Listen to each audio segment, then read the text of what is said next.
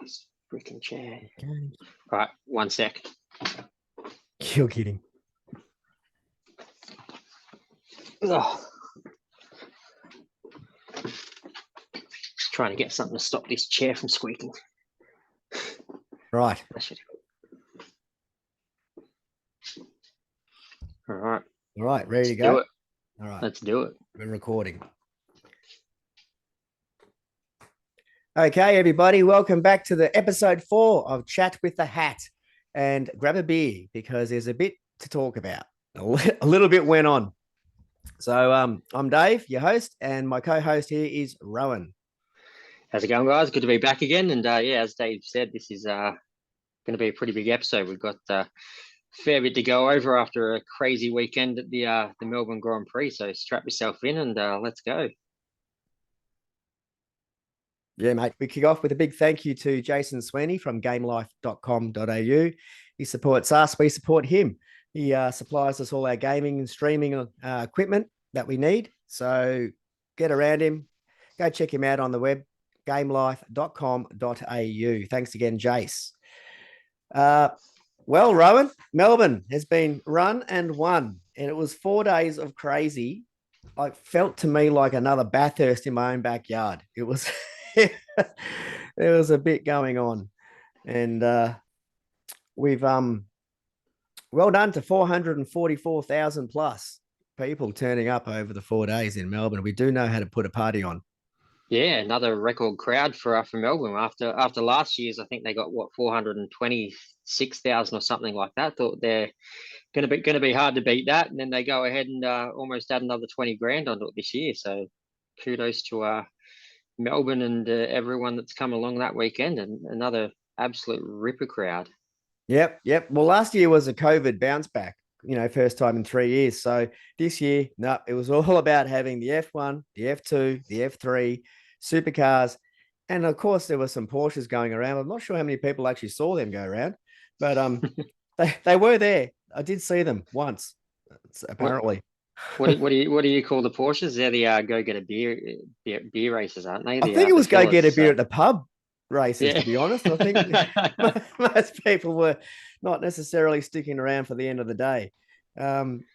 So we'll just get straight into it. And for those, everyone saw it, I think. Everyone knows what kind of happened, but a lot of people didn't know exactly how it happened or why it was happening. So Supercars on Thursday, Supercars Thursday, basically, it was all about us. There were no F1, 2 or 3 cars on track. It was all about us and the Porsches. There were 2 practices, 2 qualies, 1 race, which was 19 laps, and there was 5 bonus points for the fastest lap for the driver, for his driver's championship.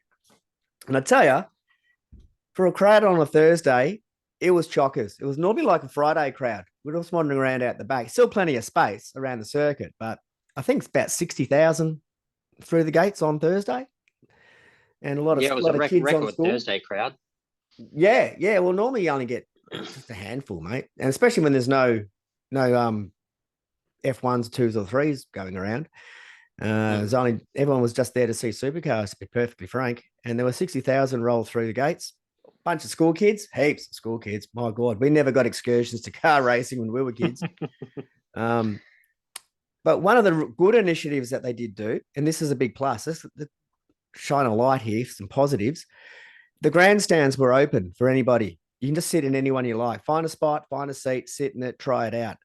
And we did. We wandered up and down turn 2, turn 3, started the main straight, turn 14, sat in a whole bunch of different grandstands just to see, which ones are worth, if you're putting your hand in your pocket, get a big, which ones have got a screen in front of them, which ones don't, where's your point of view, what corners can you see?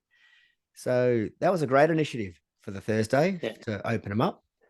That's pretty good, actually. I reckon they probably would have got a few more people purchasing tickets for later on in the week as well. Once you get a little taste of it for free on the Thursday, I'd say there would have been a few people that would have put their hand in their pocket and fished out for a Grand Prix grandstand ticket for the rest of the weekend as well. Because they were all sold. Nice once you get there. The only chance you had was a Friday. There was a handful left, like a few left off for the Friday, but Friday only. The weekend grandstand seats were well and truly gone.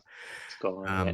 Before them. So the other thing that Supercars did on Thursday to address the issues we all spoke about last ep about Newcastle with the heat in the cars was they changed the brake pedal material compound to relieve the heat coming back up through the driver's foot in the footwell down there, the radiating heat. So that was a straightforward initiative, like straightforward engineering, simple fix. The wheel nut that we're all worrying about, the little tiny wheel nut with a skinny little thread, the risk of cross threading.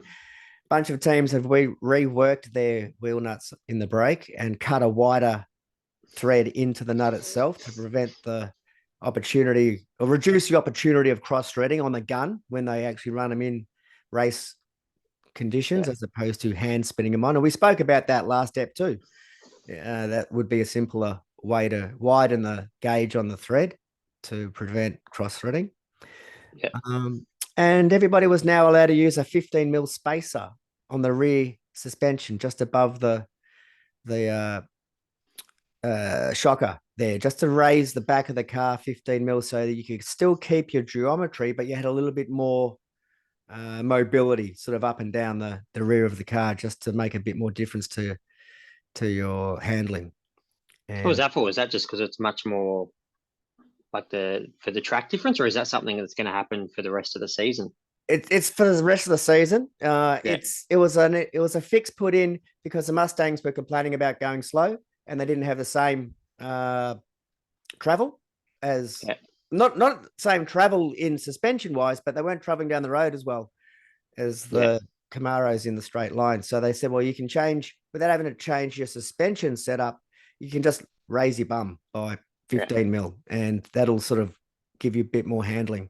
And I spoke to Barry Ryan on the way in on Thursday morning, caught him wandering across the hockey fields there, and asked him about the spacer. If we're gonna use it, or if we're not going to use it, is it going to make much of a difference? He said it'll probably make a tiny difference, but like we weren't really banking on needing it as Erebus. They weren't banking on needing it. It just gave you a little bit more range in your setup. So basically Thursday we all grabbed our spots in the grandstands, caught up with some mates, and then we just started locking in for the first couple of practice sessions. And green track, fast track. No one really knew exactly how it was going to happen, what the super soft tires and the hard tires were going to do. And here we go. It didn't fail to deliver, just straight away, straight out of the gun. Yeah, it was wild. So from the first practice session onwards, there, if I think after the first round in Newcastle, we were talking about the potential of these cars being a little bit boring and not hyped up to what we wanted it to be. Well, didn't we have to eat some humble pie after that first practice session in Melbourne, because they once they got put on a track that had a little bit faster speeds and a little bit wider, they certainly put on a show, that's for sure. Mate, it was like watching Cirque du Soleil. There were so many acrobats out there. First up, I mean, odds on we all have a sweep and see who's going to be the first one to bin it. And not to say true to form, but true to form, Macca was the first one to clip the wall. bent the rear clip as he came around. I think it was turn 5. I think. I think so. Yeah. Turn 5 or 8, one of the two. No, I think it was 5. Was it 5? It might have been 8. Might have been 8. I don't know. That's why we're not journalists. So, Macca was the first one in the wall, and he limped it back and got himself fixed up as I ripped the back end off and put the new one back on. Then after that, just hold my beer Slady comes around, went full noise, left-hand side, backed it into the wall, spun it around, slammed the front of the car into the wall. So now the whole back end of his car's hanging on a 45-degree angle as he snapped everything. And he was not a happy camper. And that was the very first red flag of the weekend. Wiped it out.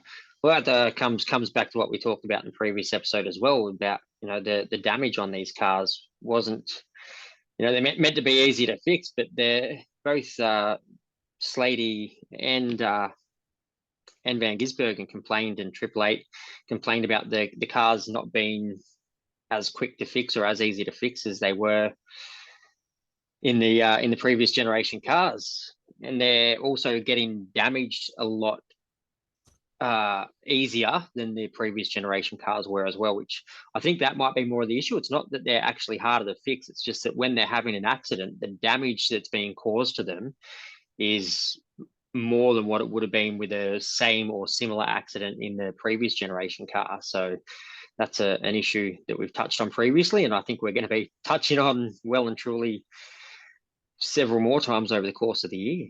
Well, as long as I keep touching walls, we'll keep touching the topic because it's going to be a thing. And there was quite a substantial damage done to the back of Tim's car, and to the point where the other teams just ended up pitching in as well. Walked up the lane to give him a hand, and being a 888 customer car down there, they needed to go get some parts, get some bits and pieces. So still don't know if Pete's ever going to get his car, because it might be still being used as a donor car at the moment. Probably not much left of it now. Well, it might not be. It might just literally be a chassis, like the chassis and a seat at the moment. But yeah, they were. Everyone is skinny on parts still, and that is the number one concern up and down the lane. If you've got some stuff, you can do your panels and bits and pieces, but once you start getting a bit deeper into the car, everyone's really nervous at the moment. Really nervous. But after the red flag finished, Sladdy's got back to the pits. I thought we were watching autumn gnats in Melbourne. One of the best 720s I've ever seen on a racetrack. Shane Van Gisbergen just spinning it down the road, round and round, trying to keep it straight, tires smoking everywhere, trying to work it as he's facing the right way, on, off the throttle, trying to save it. It was chucking skids. The only thing that defeated him was the track turn to the right. Otherwise, I reckon he kept it straight off the walls in the straight part, but just as it ran out of track on the straight part before he could actually rein it in. Oh, if it wasn't for the curve in the track, he would have 100% done it. So he's, I'm now going to start a conspiracy theory that was actually SVG practicing for his next role once he leaves Supercar as a stunt driver up at Movie World on the Gold Coast. So because he and Luffy can do the show together. That's it. Yeah, exactly. So that's I reckon that was SVG's audition, and I'm pretty sure he passed it with flying colours, to be honest with you. So all he did was pluck the rear wing off, and just a little kiss as he spun across on the inside there on the opposite side, just gave the wall a little nudge. Well, apparently it wasn't a little nudge. They were saying, you said there was actually a lot of damage. That's what I was talking about with the damage to the cars. Like it looked like it was only a little kiss on the wall, but he said there was a lot of damage to the front of that car, and that's why he actually missed P2. It wasn't the rear of the car was easy to put back on, but the damage to the front was what caused him to miss P2, because it took him forever to get that damage done on the front, which as you said, it looked like a little nudge, but it caused quite a bit of damage to the That's front right. of the car. You took the words right out of my mouth. That's exactly where I was going to go. A little nudge. I'm doing the air quote things. And, mispractice too, completely. Now, I went down to the back of the garage because on Thursday, everything was open. Like the whole track was open. And we'll get to this later because it's actually quite a serious point. It's a disappointing thing that this is a smack, basically. They're getting a smack. But so I went down to the back of the 888 garage to watch them work on Shane's car after he plucked the wing off and gave it a little nudge. Now, Shane himself was on the tools as well. He was actually in there with the guys. He wasn't sitting up the back just watching. He was actually helping repair his own car and wanting to know where we're at with it, what he was at with it, and what he's going to have, and is he going to get out in P2, which we all saw he didn't. Adrian Burgess also came drifting down there too. And with the 888 car and Slady's car, he was nose in underneath that car before as they're trying to pull the rear clip off Slade's car. I was watching Burgess in there inspecting the damage that was underneath and internally and trying to work out where the forces were and actually have a good understanding about what happens when we bingle these things. So Supercars are definitely keen to get as much data as they can back about how these cars are reacting to impact. Yeah. And so that was interesting to notice. And so we'll move on there because like P1 was all, it's just P1, mate. It's only practice one. We've already got cars bashing into each other. It's practice, for goodness sake. And they're already like binning it all over the place. So we move into P2. So there's obviously no Shane and Tim. Chaz came flying around, did a similar slide to Shane and just clipped the wall, but he managed to get away with it. He just sort of brushed it. And there wasn't a great deal of extra action in practice too. Everybody seemed to get a handle on the conditions and the speed and the white lines on the track. Conditions were pretty good on Thursday morning. They weren't raining or anything. It wasn't a shocker. Wasn't even that windy. It's a bit breezy. It wasn't too bad. So there were our 2 practice sessions, and then we just moved straight into quali number 3, for race number 3. And everybody was dictated to use a hard tire for this session. So the results for the quali 1 to set the grid, Anton got pole. So that's a far better improvement than where they were in Newcastle, because they were dead set nowhere in Newcastle. Absolutely nowhere in Newcastle. They were look like a backmarker team at Newcastle. You just think, DJR Penske, not Penske anymore. DJR, you're not used to seeing those guys where they were at Newcastle. And thought, what the hell's going on? But they definitely picked themselves up for Melbourne, which is good to see. You don't want to see those guys down the back, as I'm a Holden / GM fan, but you want to see the big boys up the front. You want to see them doing well, especially Anton. We've got a soft spot for him, so good to see him pop one on pole position and bring himself back up again. Bit of a confidence booster too, I'd say. Yeah, I think so. And then Brody finished quali second, Shane in third, and Chaz in fourth. So there's your front 2 rows. Anton and Brody front row, SVG and Mostert second row. So I'm looking at this going to this afternoon's race is going to get delicious. Oh yeah. We've got 3 of the loosest units up there, and Anton's found some form. So it's 700ths of a second between the top 4 in the top 2 rows. Yeah, it's impressive. It's nothing. So Shane got back out for this quali again, made another mistake. That's 2 for the gears. He just tapped the wall, but kept moving. That was all fine. Frosty came around and thought, well, I can go better. Just drifted into the wall, and he bent the rear wheel alignment. That thing wasn't driving straight. That was a big hit, actually. That was quite nasty. That fast. One. Yeah, the more I looked at it, because when I first saw it, I went, oh, he's just glanced at it, and they show the replay, and oh, geez, he's given that a pretty big thump. Yeah, it was a fair drift. It was like Fast and the Furious, like Tokyo Drift. It was coming around. If the wall wasn't there, he would have kept going, I think, just round, just spinning. Oh, but, yeah. It sort of tapped him straight with bending him. Hazelwood and then Heimgartner also went sliding out in quali through the gravel. So there was a few blokes still coming to terms with the circuit there. We bearing in mind we still hadn't had any other real running on the circuit a great deal either, because there was no other real sessions out there, but supercars and a couple of Porsche sessions just to fill in. Oh, there was some historics zooming around, but the historics aren't laying rubber. Yeah. So then we had a 15-minute break, back-to-back qualies. We resume into quali 4. Now we're onto the super soft tyres. Now we want to see where these cars can come into their own, because they're going to be zipping around with some proper grip. Yeah. Now, this is the one that we loved. Absolutely. 0.4 seconds across the whole top 10. That's insane, isn't it? Yeah, that means we've got people are still complaining about parity.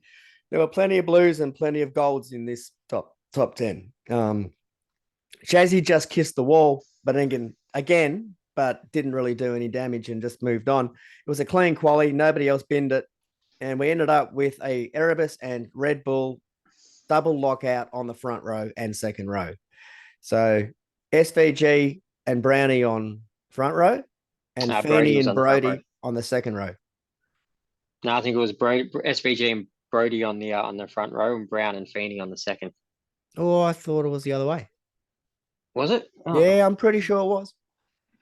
Oh, it was. Yeah, it was. That's right. Because Brownie almost. No, you're right. Yeah, Brownie almost got. Yeah, because Brownie was gutted that Giz took it off him right at the death as well. Yeah, Because it's he was like, 0.019 of a second yeah, on the last lap. Just he was coming to looking the at end it. of quali. 0.019 of a second. I don't think Brownie's actually got a pole before, has he? So Yeah, I think so. I Yeah, know he's got a last year, win. didn't he? Did he? Wasn't it Winton or SMP or something that he got his He got a first? he got a win, but I don't know if he's got a pole yet. I don't know if he's started from pole yet. I'll have to check. Yeah, need to look into that. So All right, so now that we're just all chilling out at the track, it's now beer o'clock. Everybody's wandering off to the bars, and we're just going for a snoop around just to see what's going on because it's Thursday. It's the day to go looking down the pits, down the garages. Everything's open. We're snooping around, putting our eye across the F2 and the F3 pits because we can get to those. We didn't have tickets or passes to get to the F1 paddock. Yeah, those little cars, those grown up go karts look awesome. They properly do. They properly do. So we're all very keen to have a look around there. Then we drifted off down behind the main stands into the entertainment areas, check out the stages and check out the party stuff that Melbourne had put on for everybody. All the displays. We were just chilling out. The army have got some of the coolest toys, and they brought them all down. Like Matilda was there, and Armageddon was there. Had brought an Aslav down, and nice. And the other, what's the other one called? The sure. The six wheeler. The six wheeler. I know the one you're talking about, but I don't know what it's called. Looks nice though.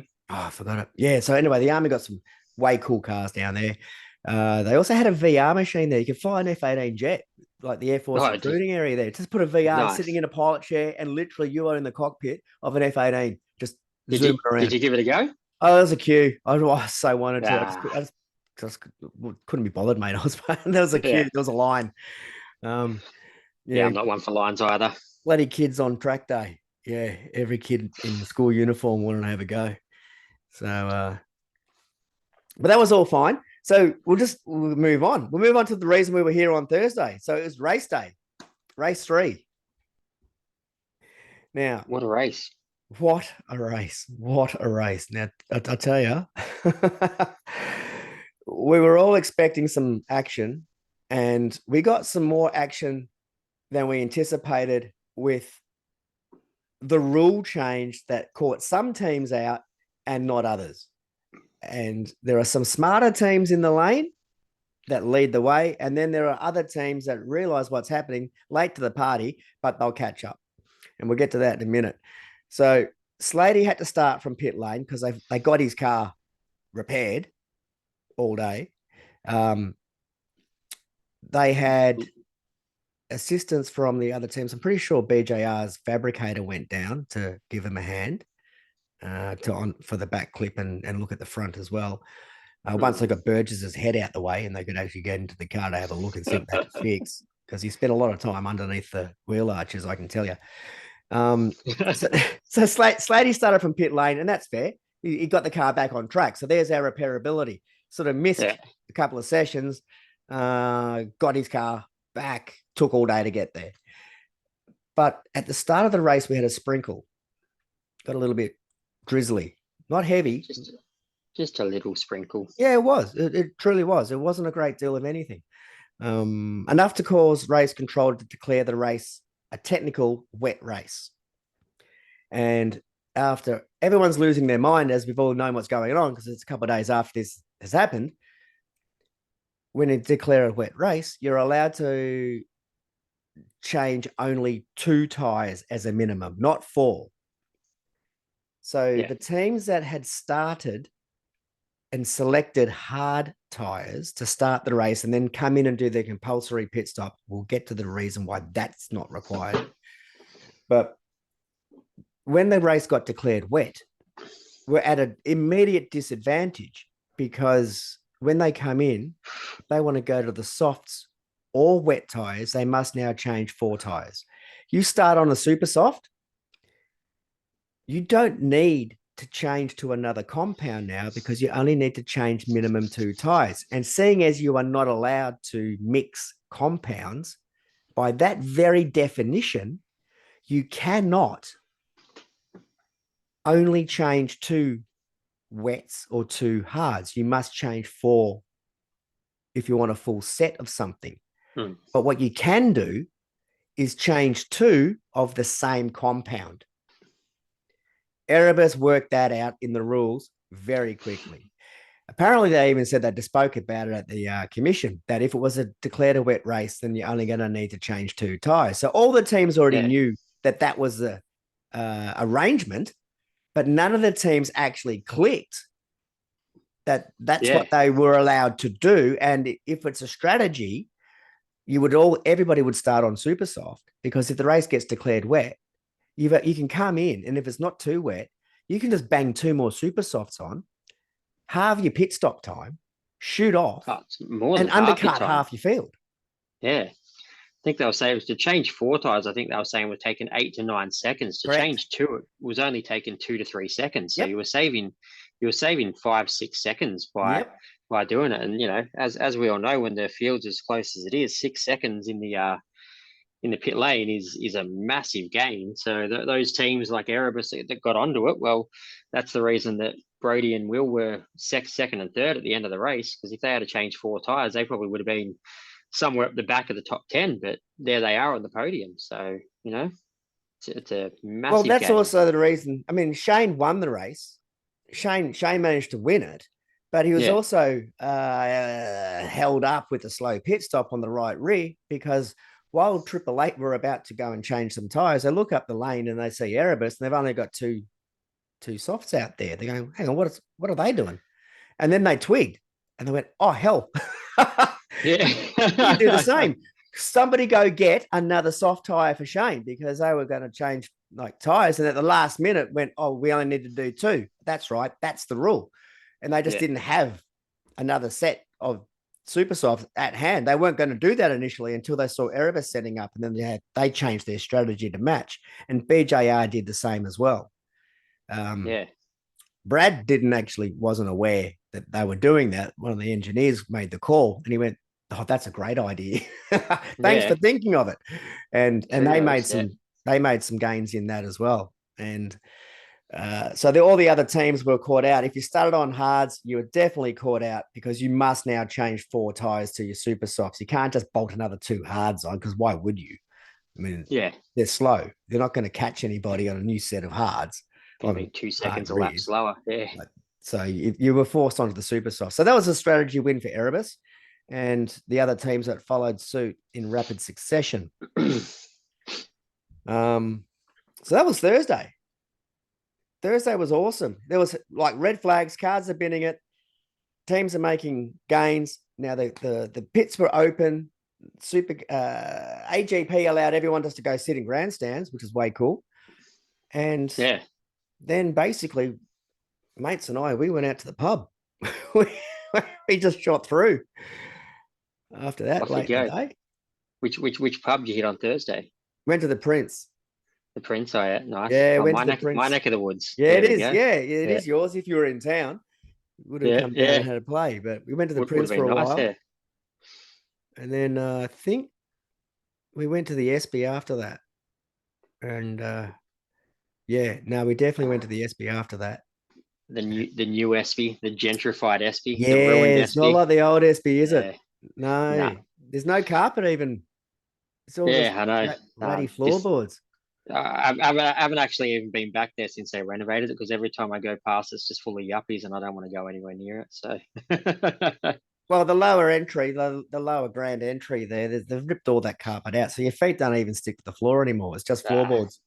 Taking the fun away from it. Yeah. And I shot out the back to the Gershman room and had a chat to one chick who was out the back at the bar, and just asking if there were bands on that night, because we're just out there to see some live music, who was playing. There was nobody in the back room, but they did have a band playing downstairs in the cave, and nice. Went down, had a chat with them. I asked them what kind of music they played. They couldn't really quite define it. And I thought, well, that's going to be interesting. Typical SB. I'm going, no, it's not that hard, mate. Is it rock, pop, hard rock, metal, jazz? And they're going, it's kind of rock. We don't like to give ourselves, a label. The labels, yeah. Yeah. So we went back upstairs. We started watching the footy, and we had a few beers, and then um, went downstairs. Oh, it was horrible. It was the worst call that I've made going out to see a band in a very, very, very long time. It was basically leisure suit lounge music, sort of Oh, hard, lovely. sort of like soft half jazz and sort of very moody and very muso's muso. They're very caught up, very impressed with themselves. Yeah. And the three people that were in the room watching them. Not what you went after sink and piss all day at the Grand Prix and then No, mate, I was. come and listen to some hard rock. Yeah. Yeah, well, I'll get to that. That was later in the weekend. That was when we made a better call. So so there wasn't too much controversy realistically on the Thursday after Supercar Thursday. Everybody was pretty much cleaning up from the couple of taps that they had, and we hadn't got to the crazy part of the weekend yet. So we'll move on to that now for Friday, because Friday was bitterly cold. It was typical southerly Melbourne weather. Oh, it was chilly, wasn't it? It was bitter. The wind cut straight through, and it was kind of dry. It wasn't necessarily raining on us. It was just frigid. Just ice cold Arctic breeze coming through. It was shocking. So we're all setting up for the Friday race. Oh, because F2 and F3 are now on track. So we got all those sessions to watch all their practices and stuff, which were pretty crazy in and amongst themselves. They were spinning off all over the place, causing But they've red flags. never been here before, so not a single driver in any of those categories had ever seen Albert Park in the flesh before. So that was all virgin territory for those guys. A Yeah, and there bunch was of no absolute track temp. There's no track yeah temp at all. And so that was the difference in practice is, of course, you spin out in practice. It's just an immediate red flag anyway, just so they can go and yeah. pick you up. Uh, put a lot of extra delay because there were plenty of recoveries going on. Nobody got hurt. Nobody really destroyed everything. They were just in the kitty litter. And the that just pushed the session timing back a little bit, then a little bit, then a little bit. So after we're watching Jack doing, we're all just watching Jack going, come on, we really want you to do well. And he's topping the practice. Like he's up the top. He's nailing it. We're going, this is Yeah. boding pretty well for doing. If you can keep this up for the rest of the weekend, we could end up with a Aussie in F3 just really punching. Oh, F2, sorry. F2. F2, F2, sorry. yeah. That was last year. F2, like really punching up and getting onto podium or possibly getting a race win. And that was way cool. So we're drifting on later in the day, coming up to race 4, and it starts to sprinkle. Yes. And here we go again. It's now declared Wet wet. race. Yeah. Everybody learned their lesson from yesterday about starting on super softs. Yeah. Except for some people hards. who steadfastly decided to start their race on hards again. And then it got declared. Who was that? I think the Tickford boys. Really? Jeez, that's dumb. I think some of the Tickford guys put their put a second set start of the second race on hards and sort of lost out on the lottery for being able to just change 2 tires when it was declared a wet race just before the start. And it was supposed to be only be 15 laps, which was shortened to, I think it's about 11 laps, I think, somewhere around there because of the delays to starting times and whatever. So the boys will barrel off. We've got Brody, and so we got Will and Shane on the front row. Yeah. And Feeney and Brody on the second row. So it's Erebus, Red Bull, Erebus, Red Bull. So we're very keen to watch what is going to ensue down in turn 1 and all the way to turn 3. Man, that didn't disappoint either, though, did it? So well, that was Brownie launched off the start and led into turn 1.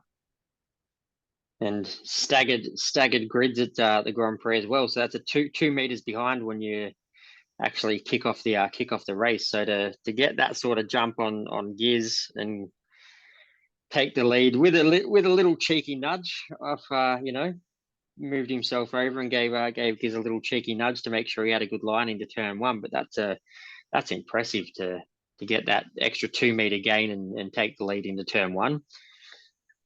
Yeah, and Shane was fighting back around the outside, which was looking awesome. There was like five or six cars going into turn 1, 2, and 3 together. And Brandy's they were just done a three gears wide on at the some gears. points. Yeah. Just like hung him out. Said, no, you can go over there, mate. This is my corner. I'm gonna hold my line. Well, it was run you wide. And because he done that, I think it was coming out of turn 3. I think there was for a brief moment anyway, there was the two Coke boys, the Erebus boys, were actually first and second for a brief moment because yes, Brody had just got himself around the outside as well and managed to just kind of get past Giz for a moment. Giz got him back again because he had a better line coming out of the corner. But yeah, for a moment there, they were just all over the place. There was 2 or 3 wide, and once again, us sitting there going, well, these Gen 3 cars aren't going to be able to race each other. Well, I'm sitting there with my foot in my mouth at that point, going, yeah, I'm happy to eat that humble pie because that's the racing we want to see. That's what we were hoping from these new cars, and boy did they show us. Yeah, well, Shane's out in the weeds. He's dropped about 3 or 4 spots. Courtney's in the box seat.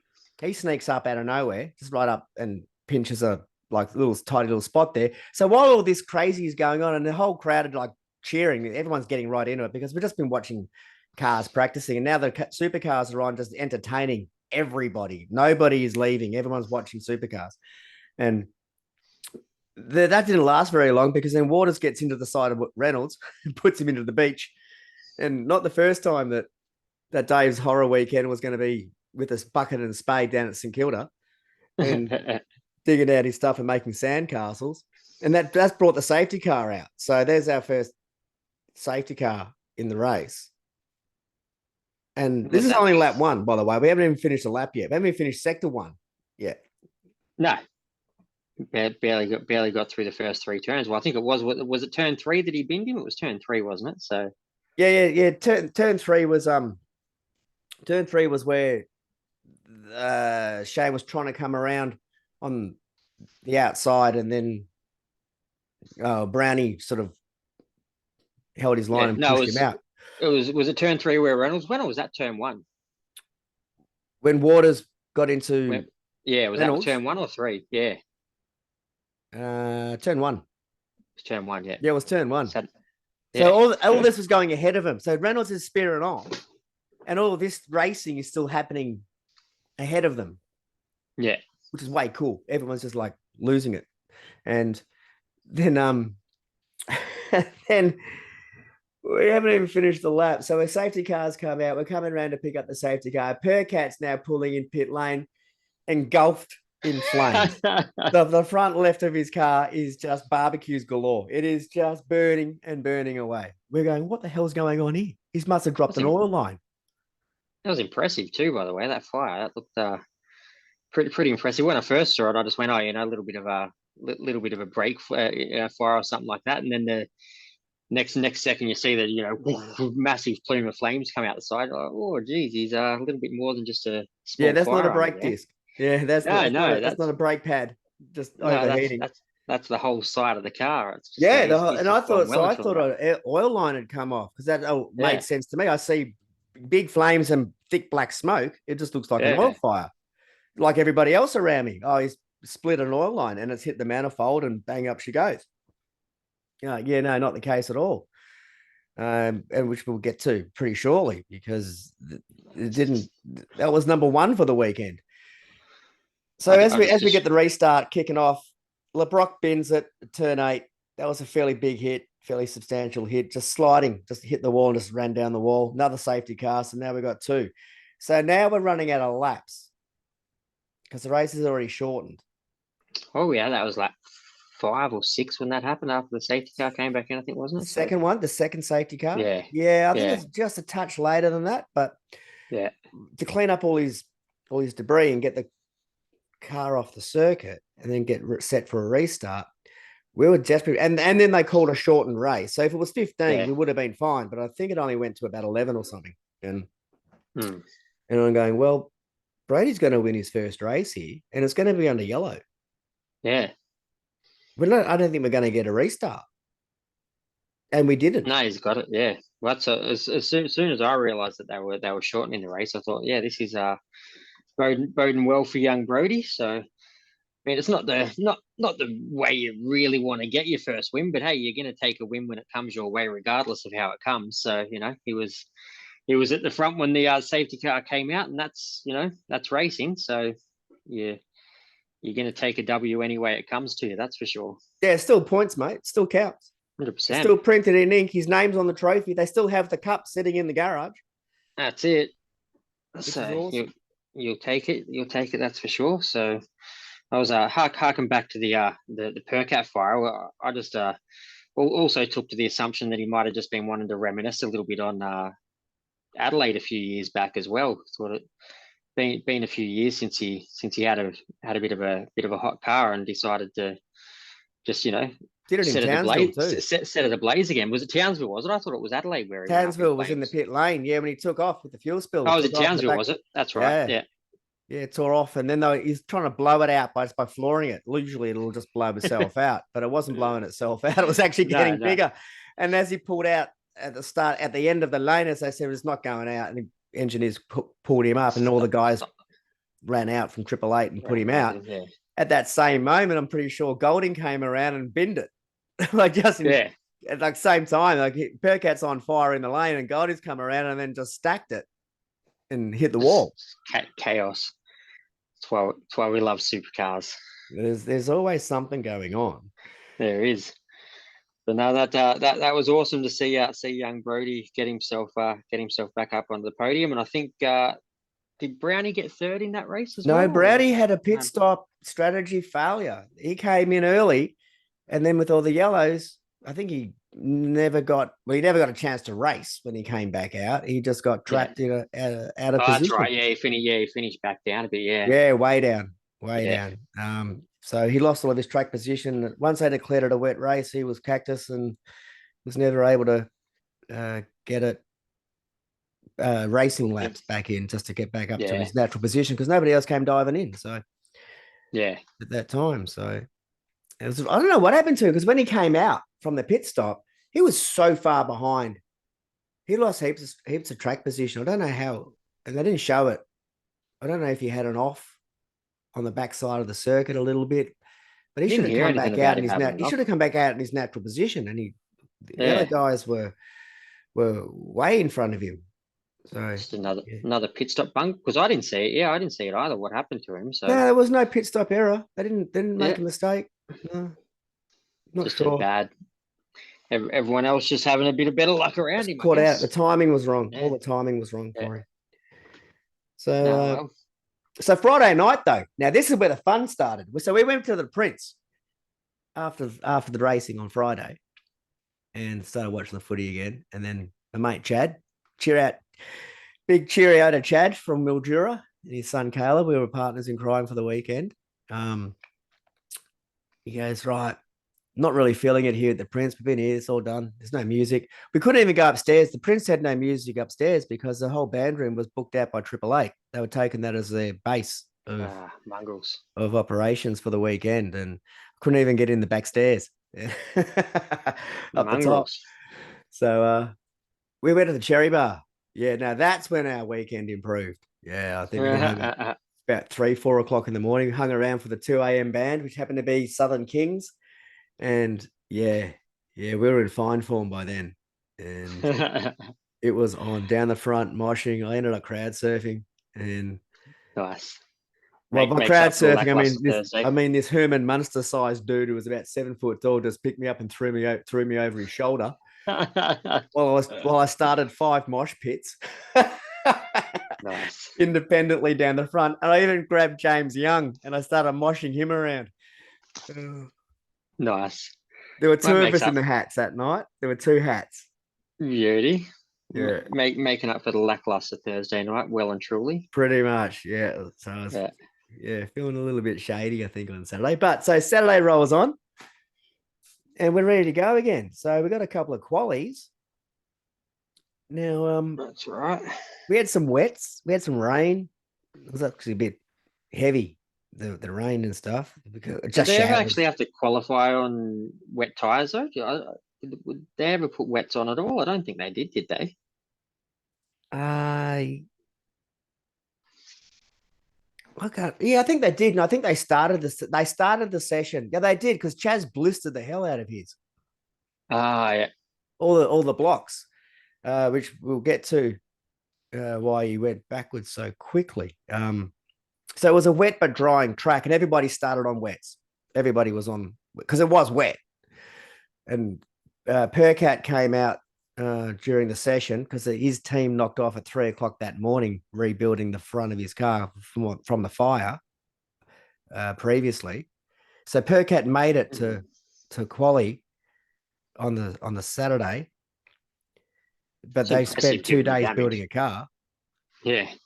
trying to find parts. Um, and at the end of that quali, well, during the quali, Reynolds red flagged it again because he 1 minute to go. This caught a lot of people out, and it worked perfectly in Erebus's favor. Reynolds bins it into the beach.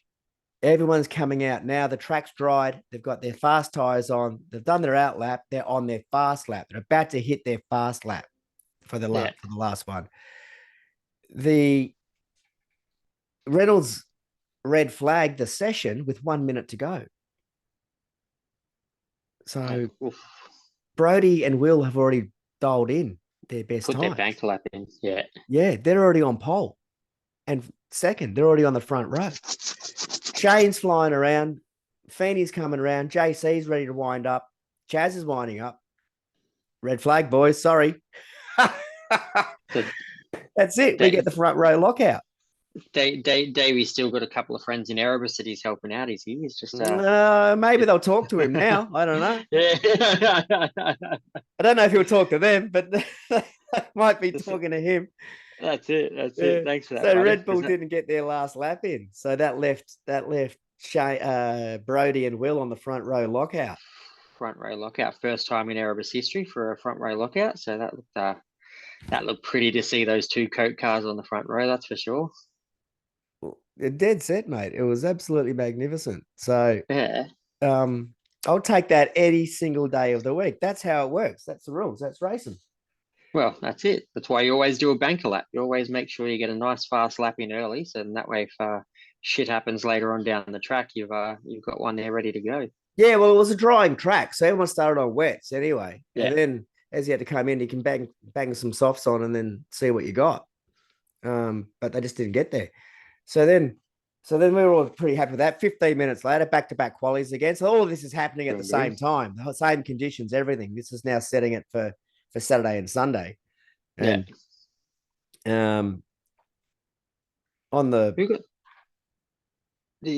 quali for race 5, quali for race 6. I mean, that's right. Feeney got pole for. No, was Feeney pole? Yeah, Feeney was pole for race 6, wasn't he? Yeah. Yeah, the race 6 quali, Feeney, Chaz, Brown, and Heimgartner had the front two rows. Yeah. So it was Feeney and Chaz front row. Brownie was tucked in behind in third, and Andre in fourth.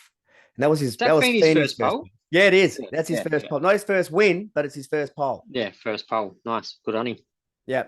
So then I don't know why we're always banging out on Macca, because then Reynolds comes along and tags Brown in a quali and just puts him into the wall in the runoff area, completely bends his front steering arm 90 degrees, and Brownie had some rim damage. But we weren't doing that well in quali up to that point. So we'd take the cars back to the pits and they swap the wheels over, swap the rims over. Yeah. And whatever they bolted onto Brownie's car must have been liquid lightning, because that second half of the session, that's what put him right up there. Yeah. Because Brody, I think, was mid-pack still. I think it was like 11th or something. Yeah, he started. I think he was 14th when he started the race. Somewhere down there. Like he was in the weeds, and Brownie was around the same time during that first half of quali too. So Reynolds has had a horror. He has had a dead set shocker coming from getting a pole over in Newcastle last round. Yeah. And quite racy for most of it. Yeah. With the Mustangs not being able to be completely catching the Camaros. So he's had a shocker this weekend. The last thing he wants to do, and it's his home race. He lives around the corner. He lives across the road. He's literally across the road. He's literally across the road. You He can walk. walks You to the can walk track. home in 5 minutes. Yeah. Correct. He just walked. I just wouldn't have opened the door. I just would have stayed home. But so I ran into him at the back of the garage and said he really wasn't in a mood to chat. He wasn't Oh, I having as can much imagine. fun as he normally was. It was a bit of a struggle for the Grove boys this weekend. Although Matt Payne did quite well too. He had a pretty good result. Couple of races in there. He had some Yeah, good quality session results as second well. second round in supercars. Yeah, to be fighting up there around the top 10 every now and then is a pretty good effort, especially the. He's a second round, he's second round of supercars and Grove Racing's second year in supercars. So to get him up there and actually fighting up the front of the pack was a pretty good effort, I reckon. Yeah, for sure. So Mr. Tim Slade, who's not having the best weekend himself, comes out in this last session of quali, and then bang, kisses the wall again. It's like, dude, they've just finished building your car the day before. Like literally, just everyone helped pull together to get you back out there. And there's a Newline car again, bang into the wall again. It's like, mate, what is going on? So we all thought the session was kind of finished until that last lap. I couldn't keep a track of how many movements there were. Everyone was just diving up, diving up, diving up. Everyone changed 15 positions in about 3 seconds. It was just chaos. Oh, there was one point when I looked and who was it? I think I saw Brody was sitting second. Oh, where's Brody? He's sitting second on the lap, and then I turned my head away. I was had to chat to someone. I think I turned my head away, and like 15 seconds later, I looked back and Brody's like 16th or something. I went, "What the heck's going on?" It was one of the craziest, most exciting last laps of a quali session I've ever seen. Just Yeah. with the amount of people who found their speed at that last moment when the track was at its best condition after the wetness that we had leading into the previous quali session. It was just mental. So yeah, so we've still got. So we'll just quickly move through because we've got a lot to go through as well. But we want to get to the good stuff, not so much who did what when. But so we'll go to race 5 on Saturday, and again more crazy chaos. I don't know how we can keep saying that word, but everything's kind of going along fine. Race has started, everything's fine, and Brody takes the win from Shane. So Brody gets his second win. He backs it up now in a legitimate race, not a safety car finish, not just processional rules. That's it. Fights his way, fights off Shane. I was so happy about that as well because you could see there were so many people online that were saying, Brody, you only got the win because of the safety car. You probably wouldn't have won it otherwise. And then he comes out again the next day, race 5, bang, takes a win and just goes, shut up. Yeah, exactly. Well, I don't buy the fact that he only got it because of the safety car. Because come up, neither do I. Yeah, Erebus were flying that weekend. We had pace. 100%. Yeah. Also, 100%. who had pace? Brad Jones Racing had pace too, especially for them. And Right. Forward, how good was he going? He was absolutely flying. Oh, I feel so sorry for him. Two podiums gone begging just due to penalties. So yeah, pit lane penalties. Because you got a feel for the lad. Well, Brownie gets a podium on this one. He finishes in third after penalties are applied after the race, because that mad pit stop train, forwards come out, unsafe release, tap. Well, you're going to get a 15-second for that. He ended up finishing third, I believe. I think he finished third on track. He did. On track. Davo's second, forward third. Yeah. Davison finished fourth on track. And Will Brown finished fifth. Now, Davo was second. And then he copped the penalty. Davo was second. Oh, Dave, that's right. Davo was second. That's right. That's right. And then Brownie was fifth because SVG was fourth and Brownie was fifth. And Davo copped his penalty. What I thought, I didn't think it was for the unsafe release into the path of forward into the car. I thought it was because he sent that tyre from 888 flying down the lane and sending it straight out into the middle of the course. Because as he took off from his pit box, he's just pinched that tire that was just being changed and put behind the wheelie guy, and kicked it down the lane. Well, I guess a bit of both. He was probably going to cop a penalty for that anyway. But then if you're hitting the car in pit lane's a no, so he was stuffed. Probably lucky he didn't cop a double penalty, but still cost him a podium, which was a bit of a shame for Davo as well. But once again, great for us. Another podium for Wilbur. So Yeah, everybody else trips over and we fall up. Like, yeah, I loving love it. it. But then again, that also showed that DJR was sort of getting their act together as well, because they were Yeah, racing up the front again. They're not in the weeds as they were Newcastle. So that's good to see. So we've now got 3 legitimate teams up there. Chaz had a shocker. He wasn't really going. Oh no, hang on, that was the next race. Chaz had the shocker. yeah. No, Chaz was going okay in this one. Waters wasn't as good as I thought he was going to be. No, Waters was kind of a bit just midfield for pretty much the entire weekend. Like he showed glimpses of speed, but he was never really up there. He was always around the top 10, but he was always somewhere kind of mid to back of the top 10. He never really had the speed to get himself up there. Other than that, when he punted Reynolds off, I don't really think he had much speed for any of the other races. Yeah, So yeah, no, that's something that wasn't really handling well for him. Yeah. yeah, And for a guy that's used to driving loose, the first part of the Thursday and stuff and early parts of when we were getting some sprinkles and whatever, the track was fairly loose. And these cars were loose. That everybody was drifting. yeah, Everybody was moving around. And it made for some exciting near misses, I can tell you. yeah.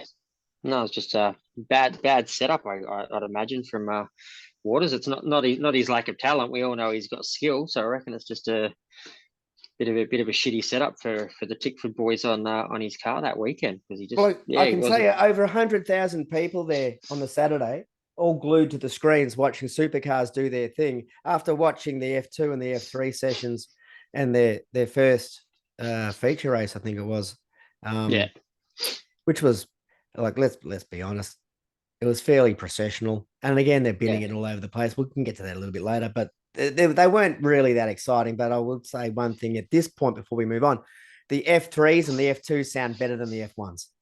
Oh yeah, hundred They just percent, do. They just hundred do. percent. The F1s Yeah, sound like zippies. But yeah, so so so we've got where are we up to? Race 6. So yeah, Brownie. Oh, have we moved into? Yeah, we've moved through race 5. So we're moving to race 6 on the Sunday, and this is Brock Feeney's win with Andre coming in second, with Brody coming third. yeah. So Pole to win for Feeney. So good on him. yeah, but I don't think Brody qualified very well for race No, he 6. didn't. He qualified quite down again, but He I flew think through the field. He was coming through everybody. he And made up something like Rex, 14 positions or something. yeah, a good tire strategy as well. Yeah. Like pit stop strategy. So well, that's because that rip through the field in race 6 is what got him the round Larry win and Perkins. the Perkins Trophy. Yeah. So if he didn't absolutely blitz through the field in that final race there, he probably wouldn't have got it. It probably would have gone to Shane. probably Giz, I think. So Yeah, yeah, I think Shane was yeah, just ahead of him on some yeah. points there. And Brownie was making that move on Chaz because I think they're on wets. Were they? No. No, he blistered up his tires and Yeah, uh from I think he had pole front row. I think Chaz was on front row for 6. yeah. Was he? Oh mate, he was Yeah, he was. He was there with Chazzy. Yeah, Feeney. yeah, yeah, He yeah, was there with yeah. Feeney. So Chaz was on front row and Brownie was sitting in behind on second row. And then those two tore off and they'd taken care of Feeney. And Brownie was putting a move on the outside on Chaz. And they could just see it just wasn't looking right as he was coming Nah, around the corner. You just see there was something was going to go wrong here. It looked like he was right on the edge of his grip. And it just looked like he was in the wrong place.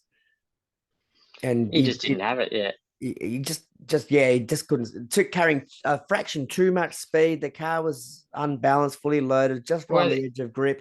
and It just he's out needed in the marbles as well. So there's a all of lot of that. You could marbles and just stuff see around the track. it So wasn't settled. The car was never yeah, settled. It was just right on the ragged edge, and literally a seagull's flapping coming past would have been enough just to throw it away, yeah, which it did, and it backed it into the wall, which is a real shame because half a lap later, Chaz's tires were cooked, and he would have been able to make that move like the other 10 would have got cars him. did on Yeah, him quite probably would have had easily. a third double podium if we had got that. I reckon if Brownie didn't win it, I reckon he would have been up there again. So it would have been a third double podium for Erebus Yeah, that weekend. So yeah, that was a real shame. but speaking of that, what a weekend for Erebus. So like four podiums, and that's not including the two wins. So six podiums all up, two wins and six trophies, seven including the Larry Perkins medal. So that's that's the best weekend by far and away that Erebus has ever achieved. So Yeah, and don't forget, we're now clearly leading the team's championship, and we're also taking the drivers' championship lead with Brody. Yeah, so leading the drivers' championship, the team's championship, two wins, four podiums, Larry Perkins medal. Like you couldn't ask for a better weekend as And an Erebus $1,000 for fan. the barbecue.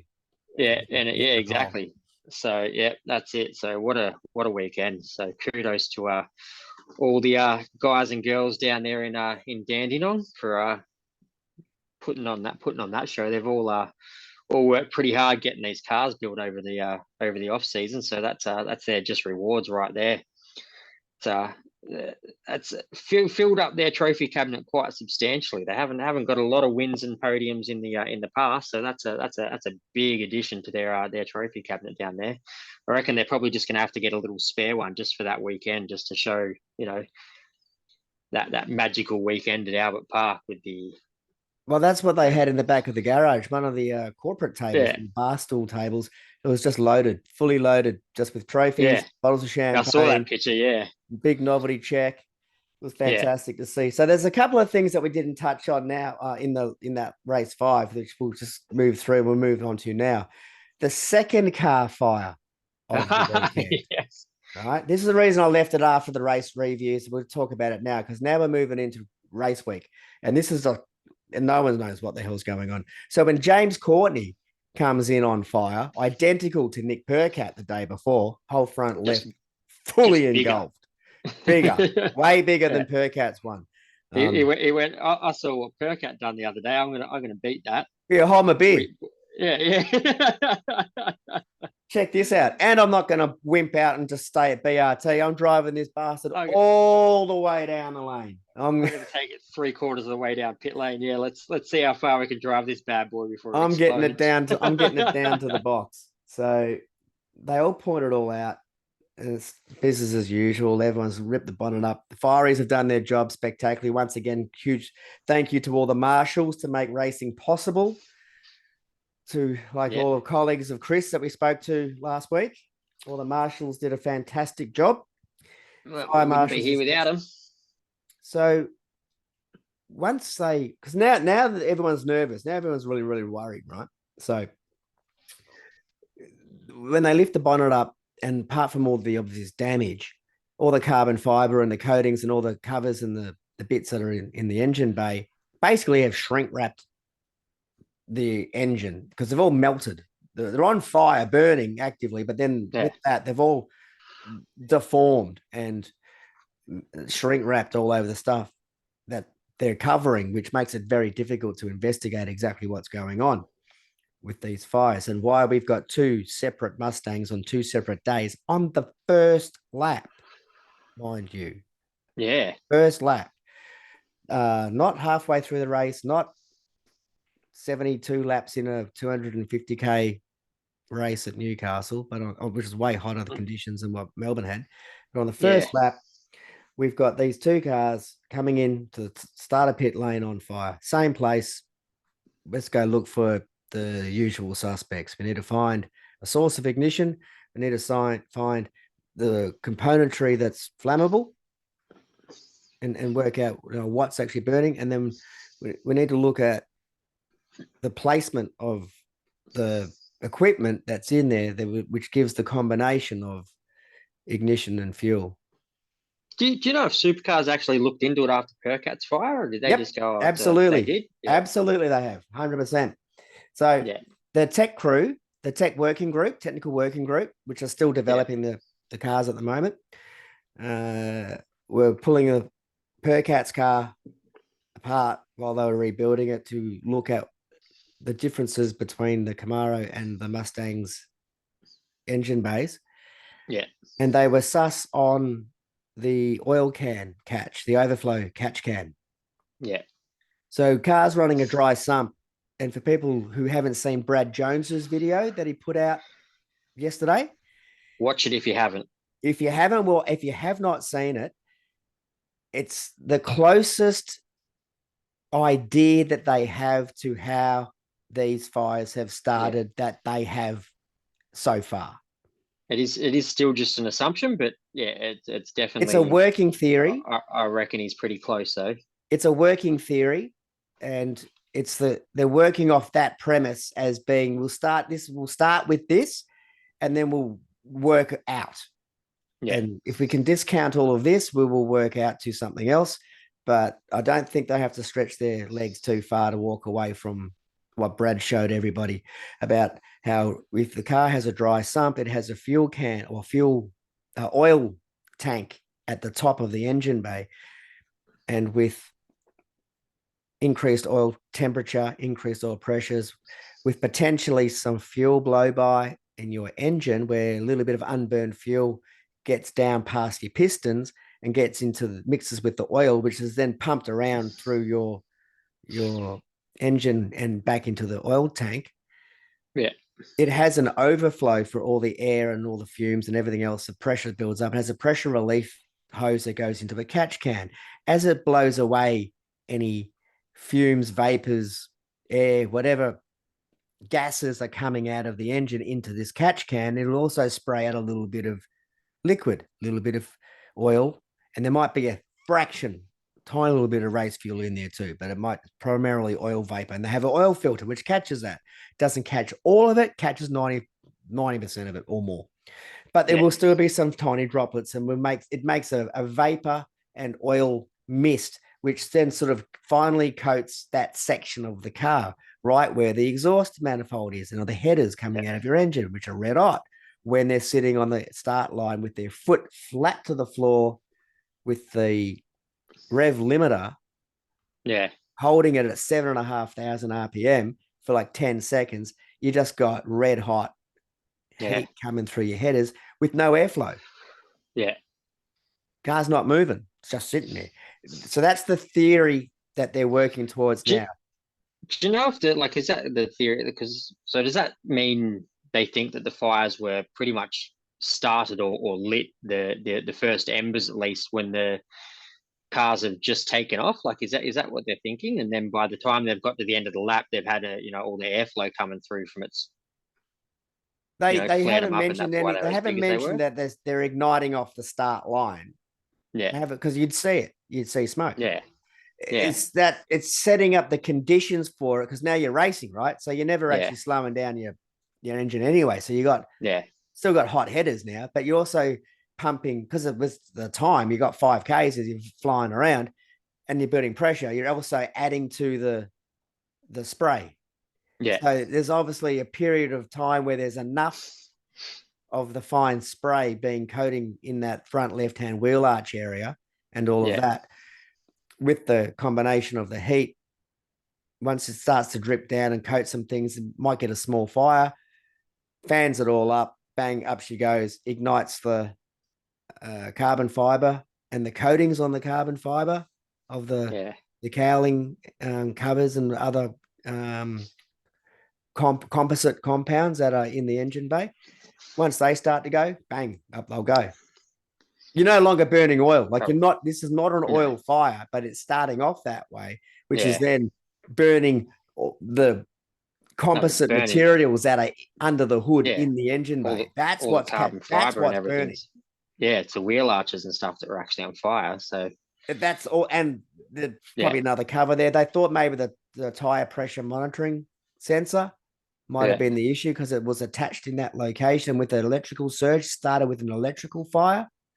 Which then ignited any of the spray that might be there, plus the composite materials that are making up the component. It's actually mounted to because there was an electrical surge in Nick's car. They said it spiked up around 40 volts and it should have been 12.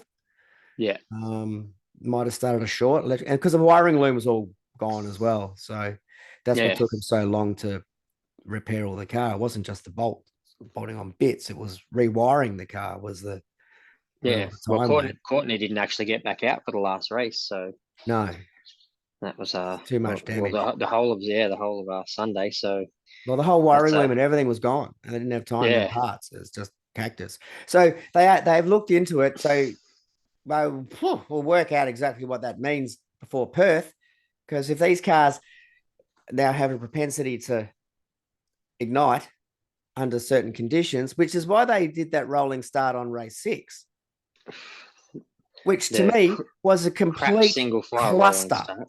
What a balls up that was. Yeah. Like supercars get a lot of things right, and I'll give them praise. And I'm liking the way they're still developing the car and they're still working together. They're no longer gagging drivers from criticizing the cars.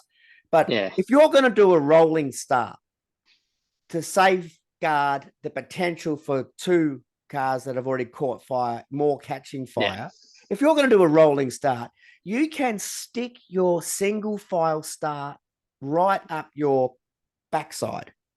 100%. Side by side, like Trans Am NASCAR style. If you want to do a legitimate race start, you don't do a safety car restart in single file. It just eliminates the racing. We're already on. It's not a race start. It's not a race start. 100%. It's not a race start. It's a safety car start. There's no race start there at all. They're not giving the drivers the opportunity to gain positions. They're not doing anything like that. It's not a race start, you know.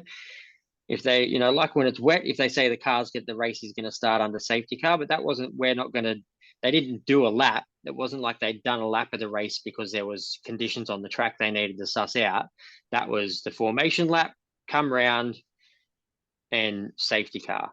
So that's lap 1. That's you don't start lap 1 of a race single file behind the safety car. You do that side by side. No, so supercars, pull your head out your backside, because that was ridiculous. That was a waste of everyone's time. Balls up. And another smack for them. Why the hell are we doing a compulsory pit stop in a 14, 13, or 15 lap race? Like, come on. It's it's a sprint race. Just pick your tires. Doesn't mean you don't have to come in if you don't want to. Just don't make everybody come in. Kind of understand that, because it's the spectacle of it. Like, they're wanting to show off the spectacle and the prowess of the pits crews as well, especially in front of, it's a world audience. They don't get that much very often. So I kind of understand the pit stops. Like, it's completely unnecessary, other than the performance side of things. So it's just to put on the show of, look at our pit stops, look at how we do them, kind of thing. Yeah, I'm pretty sure Bryce Fullwood and Will Davison will be disagreeing with you there. That I 100% agree with that. I don't think they agree with me at all, but I'm okay with the pit stops, because I think it just shows off, it shows that Will Brown will disagree with you too. World. He would. I think Brownie, but I'm okay the CPS with the pit stops. cocked up so many people's strategies and races because you don't have time to race back. Yeah, it does. You chuck one safety car in like we had this weekend. That's the end of you. You're doing a compulsory pit stop, but you can't race back. I mean, that can be the same at some of the other circuits as well, So I get it. I see where people are coming from when they say don't do it, but I also see why they do have it there, because it just puts on, it adds that extra element to the races and shows the world who's watching, because we're at the F1, we're not the main event there, where the support that weekend. Races. 13 lap races, mate. But not 38 lap races. It would make the racing more enjoyable if they didn't have them and just let them go hell for leather for 13 laps without a pit stop. 100%, I get that as well. Absolutely. So anyway, that's my gripes. There's a couple of gripes there, because I just think they got some things wrong. They got some things right, but yeah, they got those 2 wrong. Another smack for which we didn't get to earlier, but we're coming into the general chat now. Thursday, magnificent AGP, opened up everything, beautiful. Go to the grandstands, go down the garages, go to the pits, do your thing, snoop around, have a great day. We all did. Friday, the only access that all the Supercars fans had was directly through the F2 pits themselves. They were closed to the public and had 3 30-minute sessions where the pits were actually open to transit through. unless you had a corporate pass or a pits teams pass or something, there was no other way to get to the back of the garages on Friday, Saturday, or Sunday. Because of the problems that F2 and F3 had on track, they had all their delays retrieving cars and whatever, which were clashing with the pit opening times. So people could transit through the F2 pit, which is only 50 meters away from the back of the garages. All the marshals, all the security officials wouldn't let anybody through. They said, no, we've got cars coming. We can't let you through. But when are we going to get through? Because the tracks, your pits are supposed to be open for us to transit now to get to the Supercars pits. No, we won't. We'll let you know. Never opened them again on Saturday. So they had a morning session at about 10:20 in the morning, but pits were open. Then F2 and F3 came out, bunch of cars crashed in the key litter, brought them back in, never opened the access to the garage again for Supercars fans all Saturday. There were hundreds of people, all queued at that point. And at the end of it, when we were there for an hour and a half waiting for it to open so we can get through to the garage. So congratulate our team on winning stuff. And couldn't get through. I got bounced by one security to the next lane. There was like a little pedestrian lane going down the back of F3 garage. But that guy on that lane wouldn't let anybody down unless he had a pass. I said, well, your mate over there just bounced me down here to say, this is the way to get down to the garages. He said, no, you haven't got accreditation. You can't go down. Going, well, they haven't opened those pits, mate. He goes, we got to go all the way around. I said, mate, there is no all the way around. This is the only way to get access to where we need to go. So I went back to the old mate, said, your mate up there won't let us down. He goes, well, mate, I'll let you this time just sneak down past the medical center on the little road that goes under the bridge, the little tunnel that goes underneath the track. Let you sneak down there. Now, Marshall's over there said, no, you can't come this way. I'm going, mate, your bloke there 15 minutes away, go call out to him. He just sent me here. And he goes, no, can't come down. I'm going, this is a joke. So I go back to old mate and I go, well, that guy won't let me down. This guy won't let me down. You won't let me down. You're letting these guys with the lanyards down because they're corporate. You're letting them through. And there's 500 Supercars fans here waiting for you guys to open your pits so we can get through your pits to get to Supercars.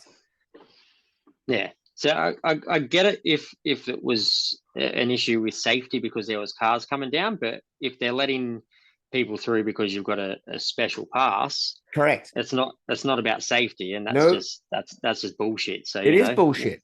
Why can't everybody get through there? Yeah. So there were some people there that were a bit more vocal than I was. That's for sure. I'm trying to work with these guys. I'm trying to work out a way to get around, trying to work out a solution. Yeah. There was dozens behind me. They were just ready to get pitchforks and flaming torches. They were hurling it. They were vocal. They were ripping in, going hard. And they were getting a lot of support. It was an abomination of organizing, an absolute cluster. So on the Saturday, we go back. We're expecting the same kind of treatment. Well, I think somebody up in management at Supercars must have had a word to the guys organizing the access.